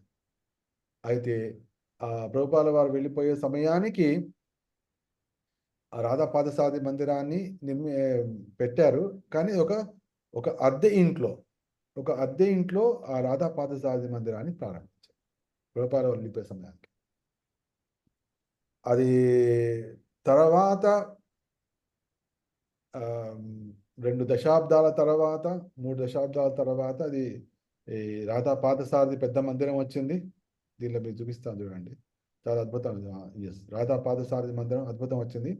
ఈ రాధా పార్థసారథి మందిరం రావడానికి కష్టమైంది, కానీ ఒకసారి రాధా పార్థసారథి మందిరం రాగానే మాత్రం మిగతా ఇప్పుడు ఇప్పుడు ఢిల్లీలో 18 మందిరాలు ఉన్నాయి. 18 ఏదైతే ప్రభుపాదుల వారు వాంఛించారో ఆ 18 మందిరాలు తయారైపోయినాయి. ఆ 18వ మందిరమే శ్రీరామ నవమి రోజు నాడు ఆవిర్భావం, దానికి ఆవిష్కరణ జరిగింది. అదే ఇస్కాన్ రోహిణిలో ఆ రోజే గోపాలకృష్ణ మహారాజ్ గారు ఆ మందిరాన్ని ఆవిష్కరణ చేశారు. ఆ సమయంలో ఆయన ప్రకటించారు, ప్రభుపాదుల వారు ఫస్ట్ మొత్తం ఇక్కడ ప్రచారాన్ని చూసి, అందరూ రావడాన్ని చూసి పండాల్ ప్రోగ్రాంలో ఇక్కడ ఒక మంచి మందిరం ఉండాలి అన్నారు. ఫస్ట్ అన్నారు, తర్వాత చాలా ఉండాలన్నారు, తర్వాత 8 మందిరం ఉండాలి అన్నారు, తర్వాత 18 మందిరాలు అన్నారు. అందరూ విని ఆశ్చర్యపోతారు, అందరికి ఆనందం కలుగుతుంది. మేము మొత్తానికి ఆ టార్గెట్ని మేము అచీవ్ చేశాము అని గట్టిగా ఆయన ఉత్సాహంగా పలికారు. టార్గెట్ అచీవ్డ్ అంటే ఆ విధంగా తన అత్యంత అంటే ప్రభుపాదుల వారి ఇస్కాన్ రోహిణి మందిరం. సో అప్పుడే ఆయన ప్రకటించారు, ప్రభుపాదుల వారు ఏదైతే చెప్పారో ఆ మాటను నేను సాధించాను. అంటే ఆ లక్ష్యాన్ని సాధించాను. టార్గెట్ అచీవ్డ్ అనే పదం అనేవాడు. చాలా ఆనందంగా పలికారు. అది నేను మీకు ఒక వీడియో పంపిస్తాను. టార్గెట్ అచీవ్డ్ అని చెప్పి. అయితే దీంట్లో ఒక ఈ 18 మంత్రాల్లో రాధా పాల్సారి చాలా ప్రముఖమైంది. అది ఎందుకంటే కృష్ణుడు అంటే అంతే కదా! యత్ర యోగేశ్వర కృష్ణో యత్ర పార్థో ధనుర్ధరః తత్ర శ్రీ విజయో భూతి ధ్రువా నీతిర్మతిర్మమ. ఎప్పుడైతే పార్థసారథి మందిరం తయారైపోయిందో దాన్ని అప్పుడు భారత ప్రధాని అయినటువంటి అటల్ బిహారీ వాజ్పేయి ద్వారా ఏ, దాని ఆవిష్కరణ జరిగింది. ఆ దాని తర్వాత మనం గోపాలకృష్ణ మహారాజ్ గారు తీవ్రంగా ప్రయత్నించినటువంటి ఏ, మందిరం ఏంటంటే అది చాలా పడ్డారు. అదే ఇస్కాన్ చిప్పివాడ మందిరం. ఇస్కాన్ చిప్పివాడ. ఈ చిప్పివాడ ఏమిటంటే చిప్పివాడ అనేది భాగవతానికి జన్మస్థానం. ఇస్కాన్కి జన్మస్థానం. ఇస్కాన్కి జన్మస్థానం అనేది ఆ, చిప్పివాడ మందిరం. ఎందుకంటే ప్రభుపాద వారు బృందావనంలో ఉండేవారు. బృందావనంలో ఉండేవారు. అది కూడా కానీ ఎక్కువ సమయము ఆయన ఢిల్లీకి వెళ్తుండేవాడు. ఢిల్లీలో ఎందుకంటే అక్కడ బ్యాక్ టు గాడెడ్ పత్రికను ముద్రించడము, తర్వాత వెళ్ళి అమ్మడము, ఇవన్నీ కార్యక్రమాలు ఆయన చేస్తుండేవారు అక్కడ. అప్పుడు అక్కడ ఒక రాధాకృష్ణ మందిరంలో ఆయన ఒక రూమ్ అద్దెకు తీసుకుని దాంట్లో ఉండేవారు. అక్కడి నుంచే ఆయన అమెరికా కూడా వెళ్ళారు. అమెరికాకి వెళ్ళి మొట్టమొదటిసారి ఇండియాకి వచ్చినప్పుడు కూడా మళ్ళీ వెళ్ళింది అక్కడికి. అంటే అక్కడ అంటే ఆ 3 పుస్తకాలు ఆయన అదే గదిలో ఉండి ఆ చుట్టుపక్కల ఉన్నటువంటి అంటే అది మొత్తం పుస్తకాలకు పేపర్లకు సంబంధించినటువంటి స్థానం అది. అక్కడ ఆయన పేపర్లు కొనడము, తర్వాత దాన్ని ముద్రించడము, ఆ పుస్తకాలు ముద్రించడం, భాగవతం 3 వాల్యూమ్ ప్రింట్ చేసింది అక్కడే అన్నమాట. కాబట్టి ఆయన అన్నమాట. కాబట్టి ఆ స్థానాన్ని మనము ఇస్కాన్కి రావాలి అన్నప్పుడు దానికోసం గోపాలకృష్ణ మహారాజ్ గారు ఆ స్థానాన్ని పొందడం కోసం చాలా ప్రయత్నించాల్సి వచ్చింది. చాలా ప్రయత్నించాల్సి వచ్చింది. ఎందుకంటే దాని ఎవరైతే ఓనర్స్ ఉన్నారో దాని ధరను పెంచడము, లేకపోతే అది కొన్ని కోట్లు వెచ్చించి దాన్ని ఇస్కాన్ కింద తీసుకొని దాన్ని చక్కగా ఏర్పాటు చేసి దాని గుర్తుగా ఏర్పాటు చేశారు. అంటే ఈ 18 మందిరాల్లో అదొక మందిరం. కాబట్టి ఇస్కాన్లో ఉన్న ప్రతి భక్తుడు ఈ ఇస్కాన్ చిప్పివాడ మందిరాన్ని తప్పకుండా దర్శించాలి. అక్కడే భాగవతం తయారైంది. అక్కడ ఉండే ప్రభుపాదుల వారు భగవద్ దర్శన్ పుస్తకాన్ని ముద్రించడము, అమ్మటం చేస్తుండేవాడు. ఇంకా ఇప్పుడు భగవద్ దర్శన్ అనే మాట అనగానే ముఖ్యమైన నాకు ఒకటి గుర్తొస్తోంది. ఈ భగవద్ దర్శన్ పత్రికని ప్రభుపాదుల వారు 1944లో ప్రారంభించారు. 1944లో అయితే గోపాలకృష్ణ మహారాజు గారి ఆవిర్భావ సంవత్సరం కూడా 1944. ఈ విధంగా అంటే ఏంటి, ఆయన ప్రచారం కోసం ఏదైతే మొదలుపెట్టారో ఆ మొదలుపెట్టినటువంటి సంవత్సరము ప్రభుపాదులు మొదలుపెట్టిన సంవత్సరం 1944. ఆ 1944లోనే ఆయన యొక్క కార్యాన్ని అందరికీ తీసుకెళ్ళడానికి వచ్చినటువంటి వ్యక్తి కూడా అదే సంవత్సరం జన్మించడం జరిగింది, 1944లో. అది కూడా ఏకాదశి నాడు, అన్నద ఏకాదశి నాడు గోపాలకృష్ణ మహారాజ్ గారు ఈ ధరాతలంలో ఆవిర్భవించారు. తర్వాత ఈ జగత్తు నుంచి వెళ్ళిపోయింది ద్వాదశి రోజు. అంటే చూసారా ఆయన కనెక్షన్, జన్మము ఏకాదశి, తిరోభావము ద్వాదశి. ఈ విధంగా ఆయన సంపూర్ణంగా ఏకాదశి ద్వాదశి తోటే ఉంది. ఆయన చాలా ఉన్నతమైన కుటుంబం. ఎందుకంటే వాళ్ళ తండ్రి గారు ఇదేమో ఆయన సమాధి మందిరం ఇక్కడ. ఇదేమో ద్వాదశి జరిగింది. ఆయన పుట్టుకనేమో అప్పుడు ఆయన పుట్టుక పేరు కూడా గోపాలకృష్ణే. అంటే ఏంటి, ఆల్రెడీ స్పిరిచువల్ మ్యాన్. చాలా ధనికులైన ఆయన తండ్రి గారు నేవీలో పనిచేస్తుండేవాడు. కాబట్టి చాలా సంపన్న కుటుంబము, ధార్మిక కుటుంబము ఆ విధంగా సాగుతుండేది. అక్కడ ఆయన ఇంజనీరింగ్ పూర్తి చేస్తాడు ఢిల్లీలో చేసి ఇంకా ఆధ్యాత్మికలో ప్రవేశించాలి కదా, రావాలి కాబట్టి, గురువును కలుసుకోవాలి కాబట్టి ఆయన ఫస్ట్ ప్యారిస్కి వెళ్ళడం జరిగింది ఉన్నత విద్య ఎంబీఏ చేయడం కోసం. ఆయన డబుల్ ఎంబీఏ, ఒకటేమో ప్యారిస్లో చేస్తారు, తర్వాత కెనడాకి వెళ్ళి మాంట్రియల్లో సెకండ్ ఎంబీఏ, 2 సార్లు డబుల్ ఎంబీఏ.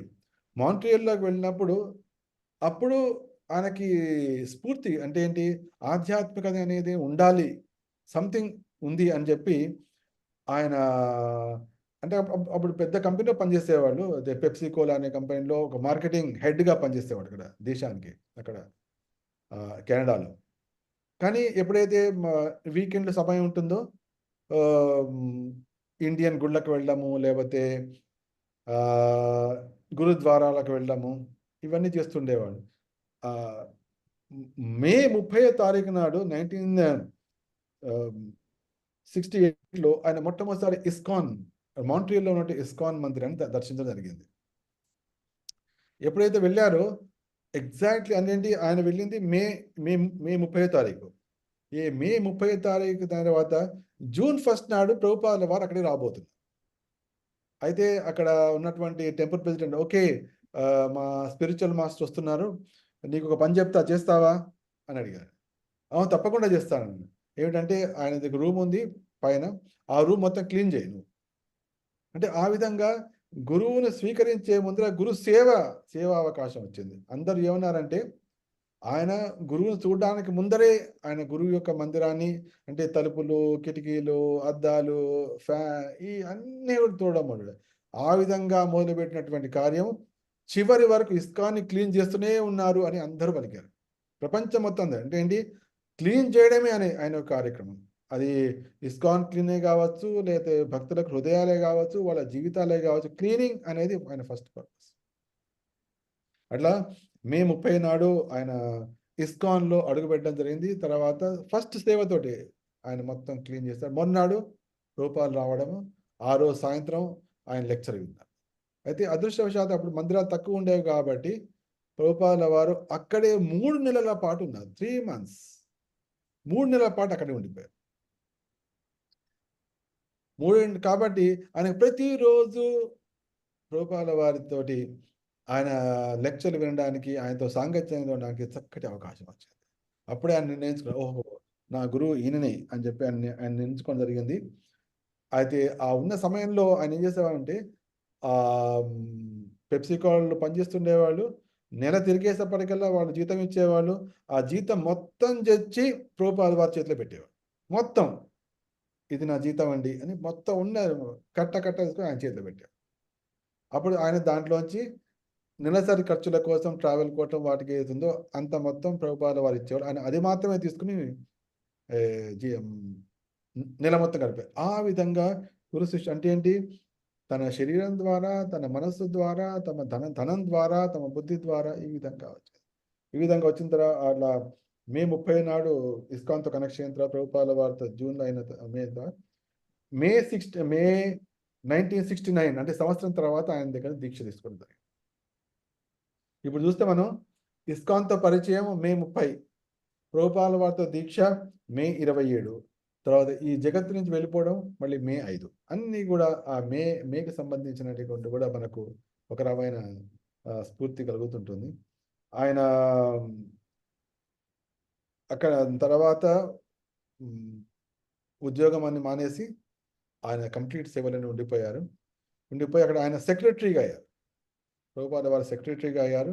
సెక్రటరీగా అయిన తర్వాత అనేక కార్యక్రమాలు. అయితే ఓహో ఇప్పుడు భారతదేశంలో ప్రచారం అనేది, తర్వాత పుస్తక వితరణ అనేది కావాలి కాబట్టి వెంటనే ప్రభుపాదుల వారు అక్కడి నుంచి ఓకే నేను భారతదేశానికి జీబీసీగా నిన్ను ఏర్పాటు చేస్తున్నాను అని చెప్పి 1975-76లోనే జీబీసీ కమిషనర్గా భారతదేశం పంపించారు.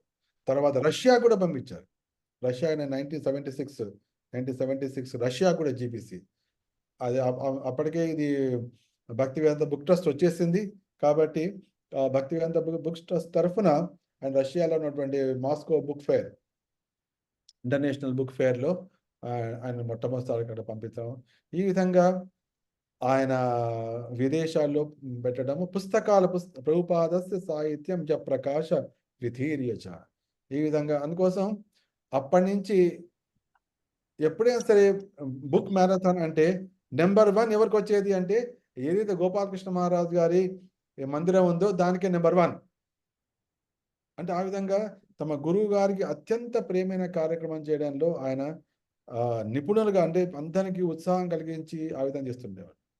అది ఆ గోపాలకృష్ణ మహారాజు చేసినటువంటి అద్భుతమైన కార్యక్రమం ఇంకోటి అంటే ప్రపంచంలోనే అత్యంత పెద్ద అయినటువంటి భగవద్గీత పుస్తకాన్ని ప్రింట్ చేయడం. దానికి Guinness book of world record award కూడా వచ్చింది. దాన్ని ఆయన మన ప్రధానమంత్రి నరేంద్ర మోదీ గారి చేతుల ద్వారా దాన్ని ఆవిష్కరింపజాడు. అంటే ఏంటి, ఆయనకు అంటే ఢిల్లీ అంటే పార్థసారథి మందిరము కాబట్టి దానికి ఒక ప్రత్యేకత ఉంది. అదే కాబట్టి ఆ పార్థసారథి చేసినటువంటి భగవద్గీత కూడా ఒక ప్రత్యేకత పట్టావాలని చెప్పి ఆయన ప్రపంచంలోని అత్యంత పెద్దదైన భగవద్గీతని ఎప్పుడైతే ఆయన తన శిష్యుల ద్వారా చేయించారు. తన శిష్యులు అంటే రష్యాలో శిష్యులు వచ్చి వాళ్ళు చేశారు. తర్వాత రష్యాలో ఎప్పుడైతే భగవద్గీత బ్యాన్ చేశారు, భగవద్గీత వాళ్ళు బ్యాన్ చేశారు.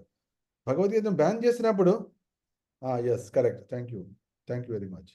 సో ఎప్పుడైతే ఇది అత్యంత అంటే దీని నరేంద్ర మోదీ ద్వారా దానికి హారతి ఇప్పించడం అంటే దాన్ని ఆ పేపర్ తిప్పాలన్నా కూడా దానికి ఒక మెషిన్ ద్వారా తిప్పాలి. అంటే మనిషి ఇట్లా చెప్పడానికి అంత ఎప్పుడైనా మీరు ఢిల్లీకి వెళ్ళినప్పుడు దీన్ని తప్పకుండా చూడండి. అదేవిధంగా ఢిల్లీలో ఉన్న 18 మందిరాలు, ఎందుకంటే ప్రభుపాదుల వారు 18 మందిరాలు ఉండాలి. ఎందుకంటే 18 అంటే ఇది ఏం కనుకోవచ్చు, మహాభారతంలో 18 పర్వాలు ఉన్నాయి, భగవద్గీతలో 18 అధ్యాయాలు ఉన్నాయి, ఈ విధంగా 18 అని మనం అనుకోవచ్చు. కాబట్టి ఈ 18 మందిరాలను ప్రతి ఇస్కాన్ భక్తులు తప్పకుండా దర్శించాలి. ముఖ్యంగా ప్రారంభించవలసింది రాధా పాదసారి మందిరము, తర్వాత దర్శించవలసింది చిప్పివాడ మందిరం. తర్వాత ఎందుకంటే అది భాగవతానికి పుట్టినిల్లు. భాగవతానికి పుట్టినిల్లు ఏమిటి అంటే అది భగవద్ దర్శనానికి పుట్టినిల్లు ఏమిటి అంటే చిప్పివాడ. కాబట్టి వీళ్ళందరూ మనం ప్రతి ఒక్కరు దాన్ని దర్శించాలి. అది నేను మిమ్మల్ని ప్రోత్సహిస్తున్నాను. అరుణ వీళ్ళందరూ కలిసి ఒక మంచి ఏర్పాటు చేసుకోండి. ఒక 2-3 రోజులు ఉన్నారంటే ఢిల్లీలో మీకు అన్ని మనకి ఎట్లా ఉండొచ్చు, ఏదో టెంపుల్లోనో ఏదో చక్కగా ఏర్పాటు చేసుకోవచ్చు. వెళ్ళారంటే ఆ మందిరాలు ఒక బస్ బుక్ చేస్తున్నారంటే ఆ 18 టెంపుల్స్ని చూసి రావచ్చు. తద్వారా రూపాల వారు కోరినటువంటి కార్యాన్ని ఆయన నెరవేర్చడం జరిగింది. తర్వాత అతిపెద్ద భగవద్గీత ఇది ఆయన చేసినటువంటి కార్యక్రమం. తర్వాత ఇవన్నీ కార్యక్రమాలు చేసి తర్వాత ఆయన 1981లో సన్యాస దీక్ష తీసుకున్నారు. సన్యాస దీక్ష తీసుకున్న తర్వాత 1982లో దీక్షా గురువుగా అయ్యారు. అప్పటి నుంచి ఆయన దాదాపు అనేక వేల మందికి దీక్ష ఇప్పించారు. అనేక వేల మందికి, మేబీ 30,000 మంది ఉండొచ్చు, 30-40,000 మంది ఉండొచ్చు ఆయన దీక్ష ఇచ్చింది. మా భాగ్యవశాత్తు నేను, నా సతీమణి, మా అమ్మ, తర్వాత నా సతీమణి గారి అమ్మ, వీళ్ళందరం కూడా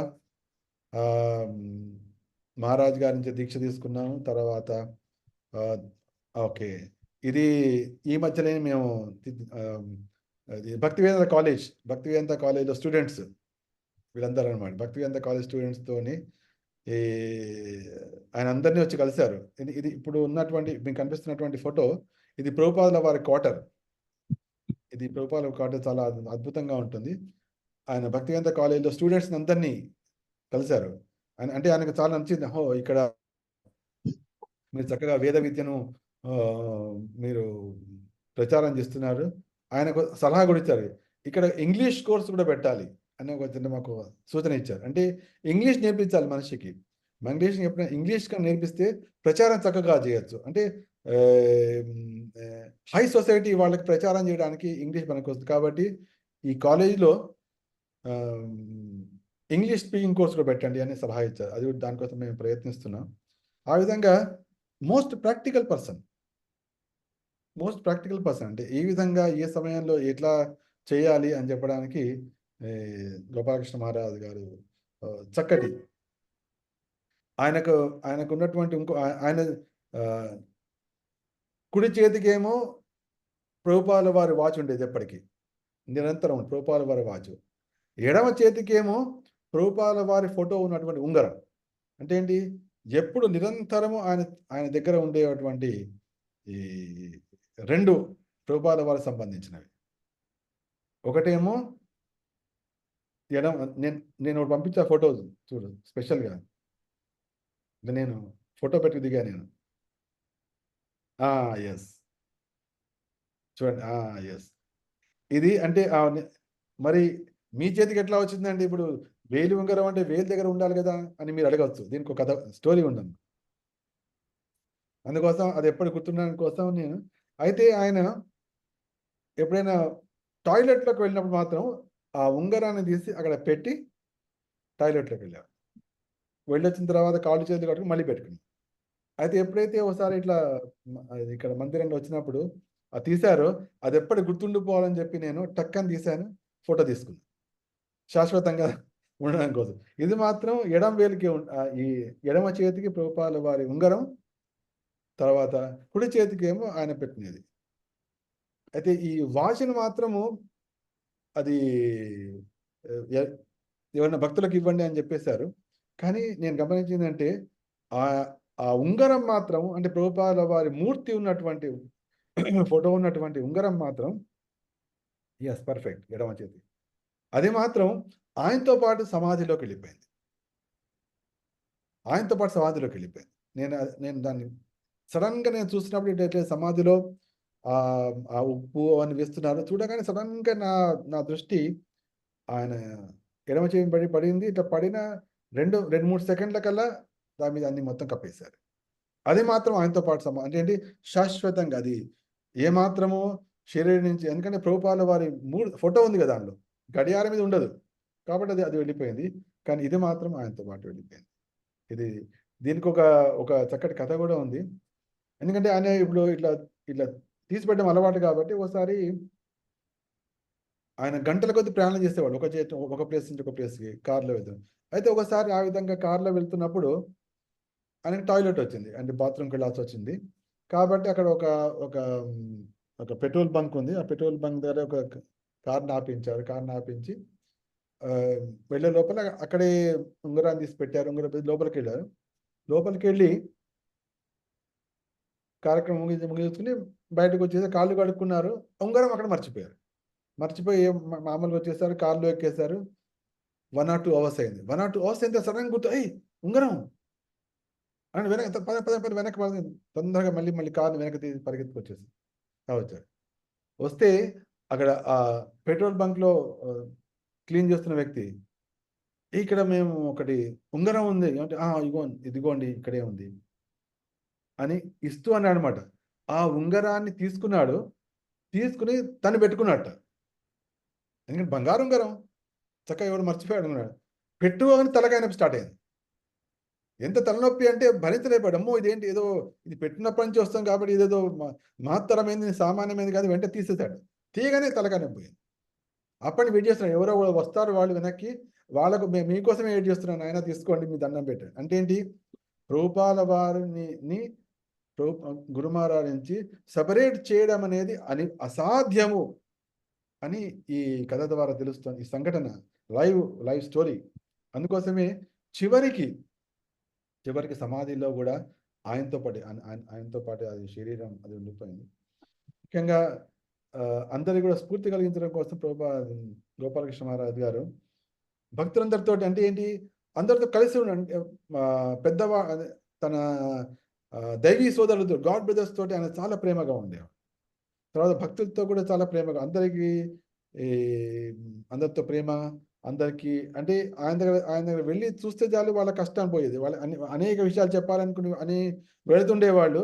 కానీ ఆయన చెప్పకముందు ఆయనకి ఏం చెప్పకుండానే వాళ్ళందరి యొక్క కష్టాలన్నీ తీరిపోతుండేవి. వాళ్ళ యొక్క సమస్యలన్నీ కూడా తీరిపోతుండేవి. ఈ విధంగా సాగుతుండేది. ఆయన అదే మీ అందరూ కూడా నేను వెళ్ళిపోయిన తర్వాత అందరూ కలిసి ఉండాలి. కలిసి ఇస్కాన్‌కి సేవ చేయాలి.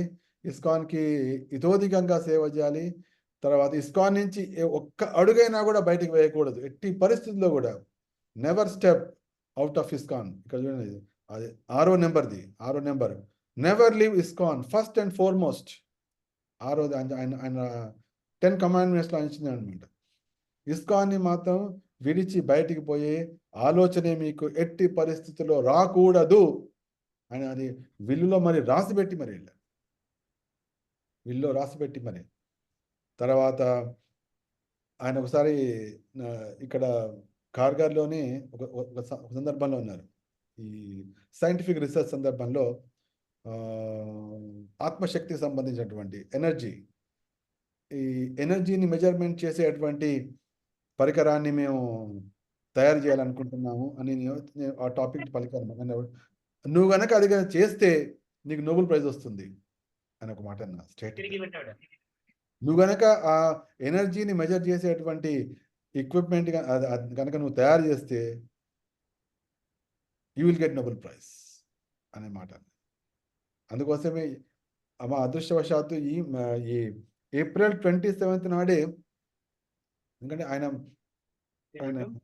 మే 5th నాడు ఆయన దేహాన్ని అది నిజలీలా ప్రవిష్టులయ్యారు. ఏప్రిల్ 27th నాడే మొట్టమొదటి పిహెచ్డి ఏదైతే మేము ఆయనకి అంకితం ఇచ్చామో, అంటే ప్రపంచంలో మొట్టమొదటి పిహెచ్డి ఏమిటి, భగవద్గీత, ఆర్టిఫిషియల్ ఇంటెలిజెన్స్ రెండింటిని జోడించి చేసినటువంటి పిహెచ్డి ఈ ధరిత్రిలోనే ఫస్ట్ టైం. అటువంటి పరమాద్భుతమైన పిహెచ్డిని చేసి ఆయనకు అంకితం ఇచ్చాం.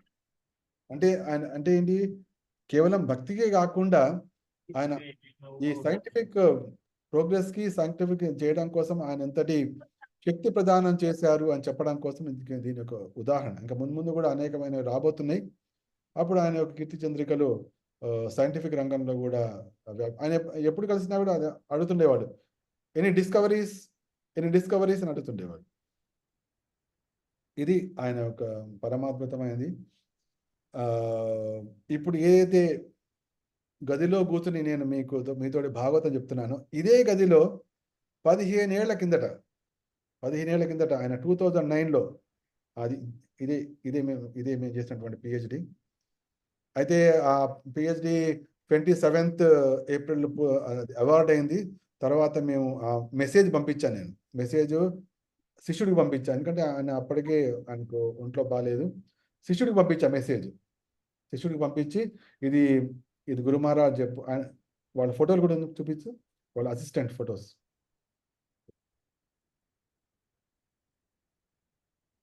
గురు మహారాజ్ గారి అసిస్టెంట్స్ ఇద్దరు ఉన్నారు ఆ పక్కన. మనకు ఒక 5 minutes ఆపేద్దాం, దాదాపు పూర్తి అవుతుంది. ఎస్, వీళ్ళిద్దరే దైవీ సోదరులు. నా ఎడం వైపు ఉన్న వ్యక్తి ఏమో దశావతార్ దాస్. ఈ కుడివైపు ఉన్నవాడేమో దామోదర్ హరి. మేము ముగ్గురం కలిసి ఇక్కడ ఫోటో దిగాము. ఇది గురు మహారాజు గారి క్వార్టర్ మీద. కొద్దిగా ఫోటో పైకి జరప, ఆయన పేరు కనిపిస్తుంది. Gopalakrishna, his holiness Gopalakrishna Goswami, governing body commissioner and BBT trustee. ఇది ఆయన రూమ్, అది నేమ్ ప్లేట్. దాని ముందర ఆయన లోపల ఉన్నారు, మేము ముగ్గురం కలిసి ఫోటో దిగాము. ఎస్. సో ఈ దశావతారికి పంపించారు, ఇట్లా మేము ఇట్లా పిహెచ్డి అవార్డు అయింది మహారాజు గారికి చెప్పిది, అండ్ దాంట్లో మహారాజు గారికి ఇది మేము అంకితం ఇచ్చామని చెప్పి, ఓకే నేను తప్పకుండా చెప్తాను అని చెప్పి ఆయన అన్నాడు. సో ఈ విధంగా సైంటిఫిక్ రీసెర్చ్కి ఆయన ప్రత్యేకమైనటువంటి ఆశీర్వాదం ఇచ్చారు. కాబట్టి అద్భుతాలు జరగబోతున్నాయి. తర్వాత ఏదైతే మన రూమ్లో ఇప్పుడు నేను చెప్తున్నానో, ఇదే రూమ్లో ఆయన 2009లో 3 రోజుల పాటు ఉన్నారు. ఇదే రూమ్లో 3 రోజుల పాటు. ఎందుకంటే అప్పుడే ఇక్కడ భూమి పూజ, తర్వాత కొత్త మందిర స్థాపన, అది ఇప్పుడు మేక్-షిఫ్ట్ టెంపుల్ ఉందో అప్పుడు స్టార్ట్ అయింది. 3 రోజుల పాటు ఇక్కడ ఉన్నారు. ఆయనకు బాగా నచ్చింది, ఎందుకంటే ముఖ్యంగా ఇక్కడే భాగవతం మొత్తం రాయబడ్డాము, ఇవన్నీ కూడా ఆయనకు బాగా నచ్చి. ముఖ్యంగా ఇక్కడ ఉన్నటువంటి బాల్కనీ పెద్దగా ఉంది. ఆయన ఇక్కడ చాలా హాయిగా ఉంది జపం చేసుకోవడానికి అన్న. ఎక్కడైతే నేను కూర్చున్నానో అక్కడే మంచం ఉండేది, మంచం మీద పడుకునేవారు. శిష్యులేమో కింద పడుకునే. 3 రోజుల పాటు ఆయన సాంగత్యం కూడా ఇక్కడ, ఆయన శ్రీ విగ్రహాలతో పాటుగా వచ్చారు. 3 రోజుల పాటు ఇక్కడ ఉన్నారు. ఇది చాలా ఆనందం కలిగినటువంటి విషయం. తర్వాత ఇంకొక లాస్ట్ ఒక ఆయనతో సంగతి అని చెప్పి నేను దీనికి విరామం ఇస్తాం. ఎప్పుడైతే భాగవతం మేము ఫైనలైజ్ చేస్తున్నాము, అంటే 18 సంవత్సరాల భాగవతం కదా అది 2011లో ప్రింట్ అయింది, అది పబ్లిష్ అయింది. 2011లో దాన్ని ఆవిష్కరణ జరిగింది. అది దాదాపు ఒక 2-3 మంత్స్, ఒక 5 మంత్స్ ముందు కథ అనమాట. ఈ భాగవతం చేస్తున్న సమయంలో అక్కడ ఆ పుస్తకాలు ఫైనలైజ్ చేయడము, అన్ని పర్ఫెక్ట్గా ఉన్నాయా పర్ఫెక్ట్ చేసి ప్రింటర్కి ఇవ్వడం, ప్రింటర్ దాన్ని ప్రింట్ చేయడం, ఈ విధంగా సాగుతుంది. కాబట్టి ప్రతి రోజువారీగా ఇవ్వడం జరుగుతుంది. అక్కడ నా సతీమణి విష్ణుజన సేవిక జూకి వెళ్ళి చేస్తుండేది ఇవన్నీ కార్యక్రమం. అయితే వాళ్ళు ఎస్, ఇది కూడా చాలా ముఖ్యమైనటువంటి సంఘటన. ఎప్పుడైతే ఆ రోజుగా ఇది కూడా మా జూ మందిరంలోనే, ఇక్కడ కార్యక్రమ మందిరంలో రాధాష్టమి రోజు నాడు మహారాజు గారు వచ్చారు. అది ఎప్పుడు రాలేదు. ఈ సంవత్సరమే, అంటే పోయిన సంవత్సరం రాధాష్టమి రోజు మహారాజు వచ్చారు. అదే రాధాష్టమి మాది దీక్ష తీసుకున్న సమయం రోజు కాబట్టి మహారాజు గారికి ఆ రోజు ఆ పుష్పగుచ్చం ఇచ్చాం. ఆయన అంటే దీక్ష తీసుకున్న తర్వాత రాధాష్టమి రోజు నాడు కలవడం అనేది ఫస్ట్ టైం. 2000 తర్వాత డైరెక్ట్ 2023లో కలిసాం అదే రోజు. అది మా భాగ్యవశాత్తు జరిగింది కాబట్టి దాన్ని స్మృతిగా ఈ ఫోటోలో బంధించి ఉంచాం. ఆ రోజు రాత్రి అనమాట ఫోటో. చూడండి వెనక, అంతకుముందు ఫోటో వెనక బిల్డింగ్ కనిపించేవి, ఇప్పుడు మీకేం కనిపించట్లేదు ఎందుకంటే చీకటిగా ఉంది ఆల్రెడీ. నైట్ ఫోటో ఇది. కాబట్టి నెక్స్ట్ టైం మీరు ఎప్పుడైనా వస్తే ఈ అద్భుతమైన ఆయన స్మృతులు, ఆయన చేసినటువంటి ఈ రూమ్ మీకు చూపిస్తాను. అక్కడ మనం ఎక్కడైతే అపూర్వమైన సందేశాలు, అపూర్వమైనటువంటి మార్గదర్శనం చేయబడిందో ఆ స్థానం పరమ శక్తితో నిండి ఉంటుంది. ఏ స్థానంలో అయితే నిరంతరం ఆయన ఎప్పుడు వచ్చినా కూడా ఆయన శ్రీ విగ్రహాలకు పూజ చేసేవాళ్ళు. అది చూపించి ఒకసారి. శ్రీ విగ్రహాలు పూజ చేసేది ఒక భక్తుడు చేస్తున్నాడు కదా.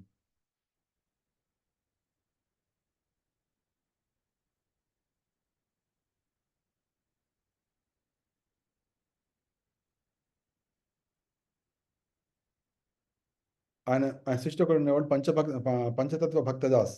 ఆ పంచతత్వ భక్తదాస్ ప్రతిరోజు రాత్రి సమయానికి వచ్చేవాడు. వచ్చి ఎస్, ఈ అబ్బాయి పేరు పంచతత్వ భక్త. ఇది ఒక పెద్ద ఇంజనీర్ యాక్చువల్గా.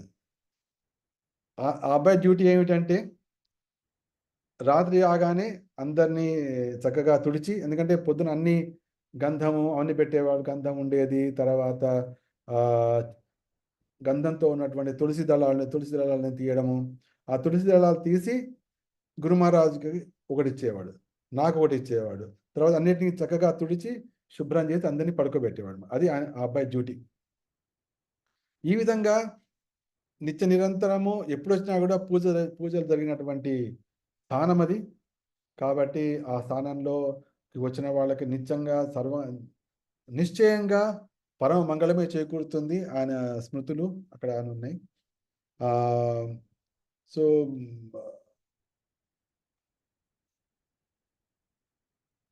సో భాగవతము ఆవిడ చేస్తోంది. అయితే ఈ దశమ స్కందంలో 4వ భాగం చేస్తున్న సమయంలో అప్పటికే ప్రింటర్ అడుగుతామాట, అంటే ప్రతిరోజు ఒక వాల్యూమ్ ఇవ్వాలన్నమాట. ఇస్తే వాళ్ళు ప్రింటింగ్ వెళ్తున్నారు, వాల్యూమ్ ఇస్తే ప్రింటింగ్ వెళ్ళిపోతుంది. ఆ విధంగా, ఎందుకంటే అది మేము దీనికి రిలీజ్ చేయాలి ఎప్పటికి వ్యాస పూర్ణిమ సమయానికి దాన్ని రిలీజ్ చేయాలి. అయితే ఈ దశమ స్కందంలోని 4వ వాల్యూమ్ దగ్గరికి వచ్చేటప్పటికల్లా హఠాత్తుగా ఒక ప్రాబ్లం కనిపించింది. ఏమిటంటే దాదాపు ఆ వాల్యూమ్లో 600 పేజీ దాకా ఉంటుంది. 100 పేజీల తర్వాత వెళ్తే 100 పేజెస్ అయింది. 100 పేజెస్ తర్వాత చూస్తే కొంచెం 110 పేజ్ దాకా ఏదో సంథింగ్ అయింది. మళ్ళీ 100 స్టార్ట్ అయింది. అంటే పేజ్ నెంబర్ తప్పుపడ్డాయి. దాంతో మొత్తం మారిపోతుంది కదా. ఎందుకంటే ఇండెక్స్ తయారు చేసాము, దాని తర్వాత నెంబర్స్ ఉన్నాయి, వాటన్ని నేను మార్చచ్చు, కానీ మొత్తం ఇండెక్స్ పేజ్లు మొత్తం మారిపోతుంది. దీంట్లో కూడా ఈ విధంగా వస్తుంది. అది ఊహిస్తేనే మనం చేయలేము. మొత్తం షాక్ అయిపోయింది. చేయడం అయినా కూడా వేరే మార్గం లేదు, గత్యంతరం లేదు. అది అది అదే మధ్యాహ్నం తెలిసింది. మధ్యాహ్నం తెలిసింది. ఆ ఒక్కొక్క పేజీని మారుస్తూ మారుస్తూ మారుస్తూ మారుస్తూ పోతుంది. అప్పటికే 4:30 4:45 అయిపోయింది. అదేమో ఎంతకి సాగట్లేదు. ఎందుకంటే ఇప్పుడు మనకు ప్రాబ్లమ్ వచ్చినప్పుడు ఇంకా ఎక్కువ మనం టెన్షన్ పడతాం. ఆ టెన్షన్ పడ్డప్పుడు పని కుంటుపడిపోతుంది. ఆ విధంగా అందరూ ఆఫీస్ నుంచి మెల్లమెల్లగా లేచి వెళ్ళిపోతున్నారు. ఎంతకీ అది కావట్లేదు. ఆహ్, అయినప్పటికీ ఇంకా యాంగ్జైటీ పెరిగిపోయింది. అదే సమయంలో ఆహ్, స హఠాత్తుగా అందరూ కూడా వంగి దండం పెడుతున్నారు. ఆవిడకి అర్థం కాదు. ఏంటి అందరూ దండం పెడుతున్నారు అని అనుకుని చూసే లోపలే కుర్చీ వెనకనే గోపాలకృష్ణ మహారాజు గారు నిలబడి ఆ కంప్యూటర్‌లో చూస్తున్నారు. అది హఠాత్తుగా వెనక్కి చూసింది. చూసేటప్పటికల్లా ఆయన ఇట్లా ఎదురుగుండా కనిపించారు. ఆశ్చర్యపోయింది. ఫస్ట్ తత్తరపాటు వచ్చేసింది. వెంటనే కుర్చీలోంచి లేచి దండం పెట్టింది. "ఓహ్! నువ్వు చక్కగా చేస్తున్నావే. ఇట్లా పొద్దున్నుంచి అవునా ఇట్లా మేము భాగవతాన్ని ఇస్తున్నాం. ప్రతిరోజుకి ఒక్కొక్క వాల్యూమ్ చేస్తున్నాము" అని చెప్పింది. Okay. Very good. I'm very thankful అని చెప్పి వెళ్ళిపోయారు. వెళ్ళిపోయిన తర్వాత ఆహ్, మళ్ళీ, మళ్ళీ కూర్చుంది. కూర్చున్న తర్వాత కొన్ని పేజీలు కాగానే ఆ పేజ్ నంబర్ మొత్తం సెట్ అయిపోయింది ఆటోమేటిక్‌గా. అంటే ఏంటి? మధ్యలో ఉన్న కొన్ని పేజీల వరకే అటువంటి నంబర్ మారింది. అంటే ఏంటి? ఆయన రాగానే ఏదైతే ఒక పెద్ద ప్రాబ్లమ్ లాగా ఉందో, నెక్స్ట్ 10 నిమిషాల్లో ఆ ప్రాబ్లమ్ మొత్తం సాల్వ్. అంటే ఈజియెస్ట్ అండ్ మళ్ళీ ఏదైతే మధ్యాహ్నం నుంచి కూర్చున్న పనుందో, అది 15 నిమిషాల్లో పూర్తయింది. అది ఎప్పటి గుర్తు అంటే ఏంటి? ఎందుకంటే యస్య ప్రసాదాత్ భగవత్ ప్రసాదాత్ అన్నది. ఎప్పుడైతే గురువు మన మీద ప్రసన్నుడైతాడో, ఇగో శ్రీ గురువు చరణే రతి యయిసే ఉత్తమ గతి ఏ ప్రసాదే పూరే సర్వ ఆశ. సమస్త ఆశలు మనకు నెరవేరాలి అంటే గురువానుగ్రహం కలగాలి. ఆ దివ్యానుగ్రహము ఆయన మా మీద చూపించారు. తర్వాత దాన్ని నేను ఏదైతే ఆ భాగవత సేవనిచ్చారో అదే ఆహ్, భాగవతాన్ని ఆయన ఇచ్చిన అనుగ్రహాన్ని మీకిస్తున్నా. తర్వాత ఎప్పుడైనా వచ్చి ఆయన 2 రోజులు, 3 రోజులు మాత్రమే ఉండేవాళ్ళు. అయితే మేము మేము అనుకునేవాళ్ళం. ఎప్పుడైనా సరే ఆయన వస్తారు. ఒక 2 డేస్ ఉంటారు. 2 డేస్ కంటే వెళ్ళిపోతుంటారు. కనీసం ఇక్కడ ఎప్పుడైతే ఆహ్, కొత్త మందిర నిర్మాణం జరుగుతుందో, ఆవిష్కరణ జరుగుతుందో, అప్పుడు మాత్రం ఆయన ఉండాల్సిందే గదా! 10 రోజులు కనీసం 10, 15 రోజులు ఉంటారప్పుడు. అప్పుడైనా మాకొస్తుంది అనుకున్నాం. అంటే అనుకునేవాళ్ళం అట్లా. నేను నా సత్యమని విష్ణు. అయితే ఆయనకు డెఫినిట్‌గా తెలుసు అది. ఎందుకంటే తను ఆవిష్కరించలేకపోవచ్చు అని తెలుసు. అందుకోసం ఈ జనవరి 26 నాడొచ్చారాయన. జనవరి 26 వచ్చి 10 రోజుల పాటు ఉన్నారిక్కడ. 10 రోజుల పాటు. ఇంతవరకు ఈ 15 ఏళ్లలో కార్‌గిల్‌లో 10 రోజుల పాటు ఎప్పుడూ లేదు. 10 రోజుల పాటు ఎప్పుడు లేదు. అంటే ఏంటి? ఏదైతే మేము అవును అదేంటి మందిర ఆవిష్కరణ సమయంలో ఆయనొస్తారు. మన 10 రోజుల పాటు సేవిస్తారు. మన సేవ లభిస్తుంది అని మేము అనుకుంటున్నాము. అది అది ఆ సమయంలో ఉండదు కాబట్టి ఫస్టే ఆయన ఇచ్చేసారు. సో, ప్రతిరోజు ఏదో కారణం వలన ఆయనకు వంట చేసేవాళ్ళు చాలా ఆ సమయంలో రాలేదు. సో, విష్ణుజనని ప్రతిరోజు వెళ్ళడం మధ్యాహ్నం పూట అంటే మేము చేసే ముఖ్యంగా ఏంటంటే విష్ణుని సేవ చేసేటువంటి వంట ఆయనకి టాప్ క్లాస్ అన్నమాట. ఆమె చేసే వంట టాప్ క్లాస్ నాకు నచ్చేది. ఎందుకంటే ఆయన కోసం మేము స్పెషల్‌గా ఎటువంటి ఆయిల్ గానీ, తర్వాత ఎటువంటి మసాలాలు గానీ, ఎటువంటి ఈ విధంగా కాకుండా సంపూర్ణ ఆరోగ్యంగా ప్లస్ రుచిగా ఉండేటట్టు చేసేవాడు. ఆయన ముఖ్యంగా ఈ పొట్లకాయ కూర లేతే ఈ దూది అంటే ఏమంటే సొరకాయ కూర అది చూసి ఆహ్, తన తన తన శిష్యుని పిలిచాడు. చూడండి, చూడండి రాండి. వెళ్లి మాతాత దగ్గర నేర్చుకోండి. ఇక్కడ చేసినట్లుగా జూహులో కూడా లేదు వంట. అంత అని ఆయన చాలా సార్లు అనేవాడు. ఆ విధంగా. ముఖ్యంగా ఇంకొకటేంటంటే ఆయన కోసం తయారు చేసినటువంటి ఒకటి స్పెషల్ కేక్ ఉందన్నమాట. స్పెషల్ కేక్ తయారు చేసాం. ఆ కేక్ యొక్క స్పెషాలిటీ ఏంటంటే ఆ శిష్యులు అన్నారు, ఓ మీరు చేసిన కేకు ఇప్పుడు ప్రపంచ ప్రసిద్ధమైపోయింది అని ఎక్కడైనా చెప్పేవాడు. ఆ కార్గిల్లో చేసినటువంటి కేక్ మాత్రం దానికి మించినటువంటి కేక్ లేదు. అందుకోసం వాళ్ళు అదేంటి బొంబాయికి రాగానే ఫస్ట్ ఫోన్ వచ్చేది, మేము రేపు రేపు మధ్యాహ్నం కల్లా వస్తున్నాం, కేకులు తయారు చేసి పంపించండి అని ఫస్ట్ వచ్చేది, మెసేజ్ వచ్చేది అక్కడి నుంచి. అప్పుడు అప్పటికప్పుడు అన్ని మొత్తం అది స్పెషల్ కేక్ అనమాట. అది special recipe, special love, everything ఉంది. మంచి అన్ని చక్కగా తయారు చేసి ప్యాకెట్లో అన్ని పెట్టి ఒక ట్యాక్సీ వాడికి పిలిపించి, మాకు తెలిసిన వాడు ట్యాక్సీ వాడికి అలవాటు. అంటే మేము వెళ్ళాల్సిన అవసరం లేదు, డైరెక్ట్గా వాడే వెళ్ళి అక్కడ ఉన్న శిష్యులకు ఇచ్చి.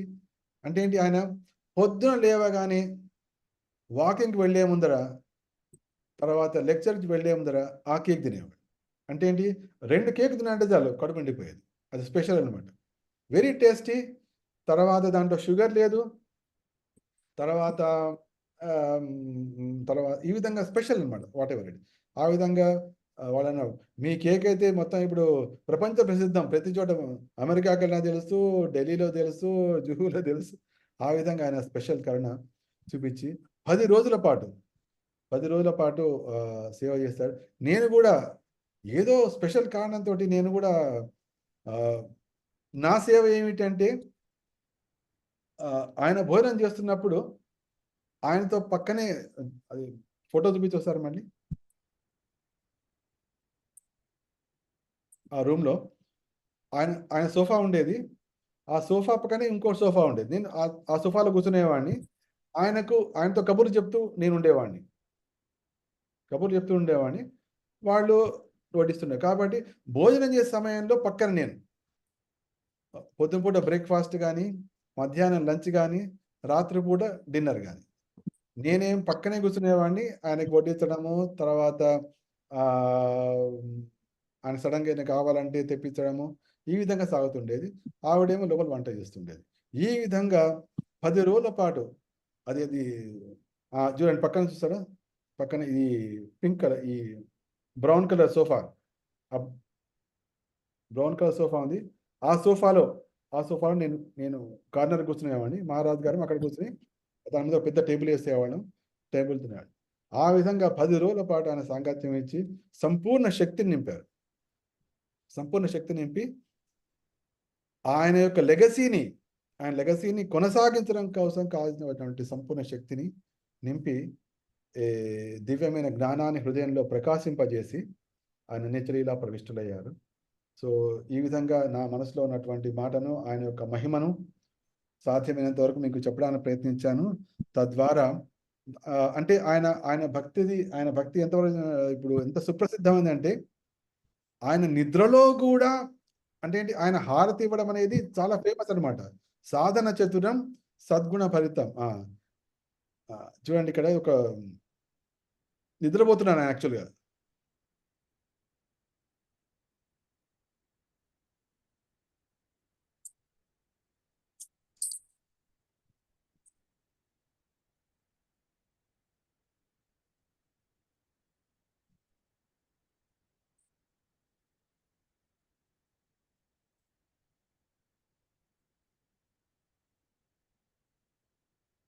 హారతి ఇవ్వడం, అది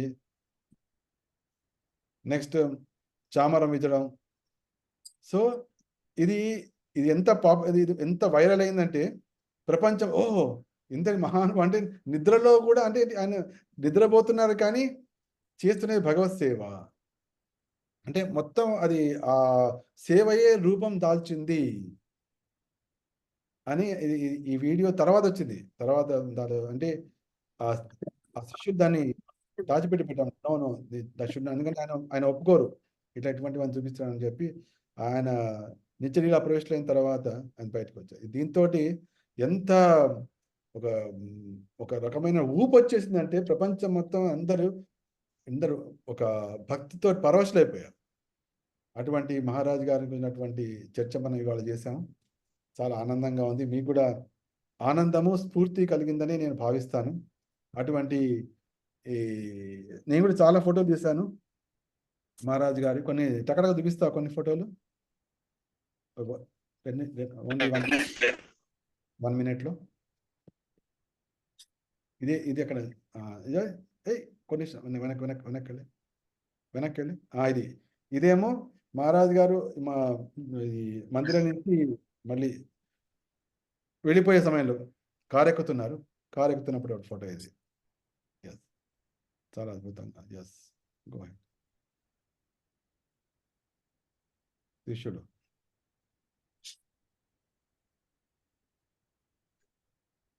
ఆయనేమో నెక్స్ట్ గో బ్యాక్.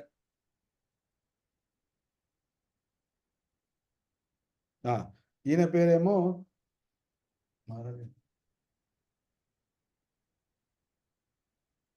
లోక్నాథ్ స్వామి మహారాజ్. ఆయన చెప్పారన్నమాట, నా శిష్యులు ఎప్పుడైనా ఏదైనా సాంకేతికం తీసుకోవాలంటే, ఏదైనా డైరెక్షన్ కావాలంటే లోక్నాథ్ మహారాజ్ గారి నుంచి డైరెక్షన్ తీసుకోవచ్చు అని కూడా ఆయన స్పష్టంగా తన వీలునామాలు రాసి పెట్టారు. అంటే అంతటి ఇష్టం అని. Okay, go head. సో ఈ విధంగా అనేకమైనటువంటి స్మృతులు ఉన్నాయి. మేము చాలా ఆనందిస్తున్నాను ఇవన్నీ చెప్పడం కోసం. Thank you very much. Hare Krishna. Shrimad Bhagavata గ్రంథరాజ్ की जय, रूप भागवत की जय, శ్రీ గోపాలకృష్ణ గోస్వామి మహారాజ్ की जय. Hare Krishna. Thank you very much అందరికి కూడా.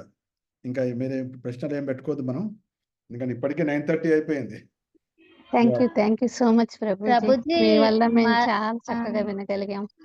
మా జన్మ ధన్యమైంది ప్రభుజీ. నా జన్మ ధన్యమైంది, ఎందుకంటే ప్రభుజీ మరొక్కసారి మహారాజు గారి ప్రవచనం ఇవ్వండి ప్రభుజీ, చాలా అద్భుతంగా ఉంది ప్రభుజీ. నాకు ఇవాళ సంకల్పం కలిగింది ఏమిటంటే, ఒక భక్తి యోగి కథ అని నేను పుస్తకం రాస్తాను. మహారాజు గారి సంపూర్ణ నేను చెప్పాను, ఇంకా డీటెయిల్గా రాసి ఏ విధంగా అయితే ఆ 18 మందిరాలు తయారైన ప్రతి మందిరానికి ఒక స్టోరీ ఉంటుంది. ఆ 18 మందిరాల స్టోరీ రావడము, చిక్కవాడ స్టోరీ రావడము, తర్వాత రకరకాలు ఉంటాయి కదా, అవన్నీ కూడా మన తెలుగు వారి కోసం స్పెషల్గా ఒక భక్తి యోగి కథ అనే పేరు మీద ఒక పుస్తకం రాద్దాని ఇవాళే సంకల్పం వచ్చింది. కాబట్టి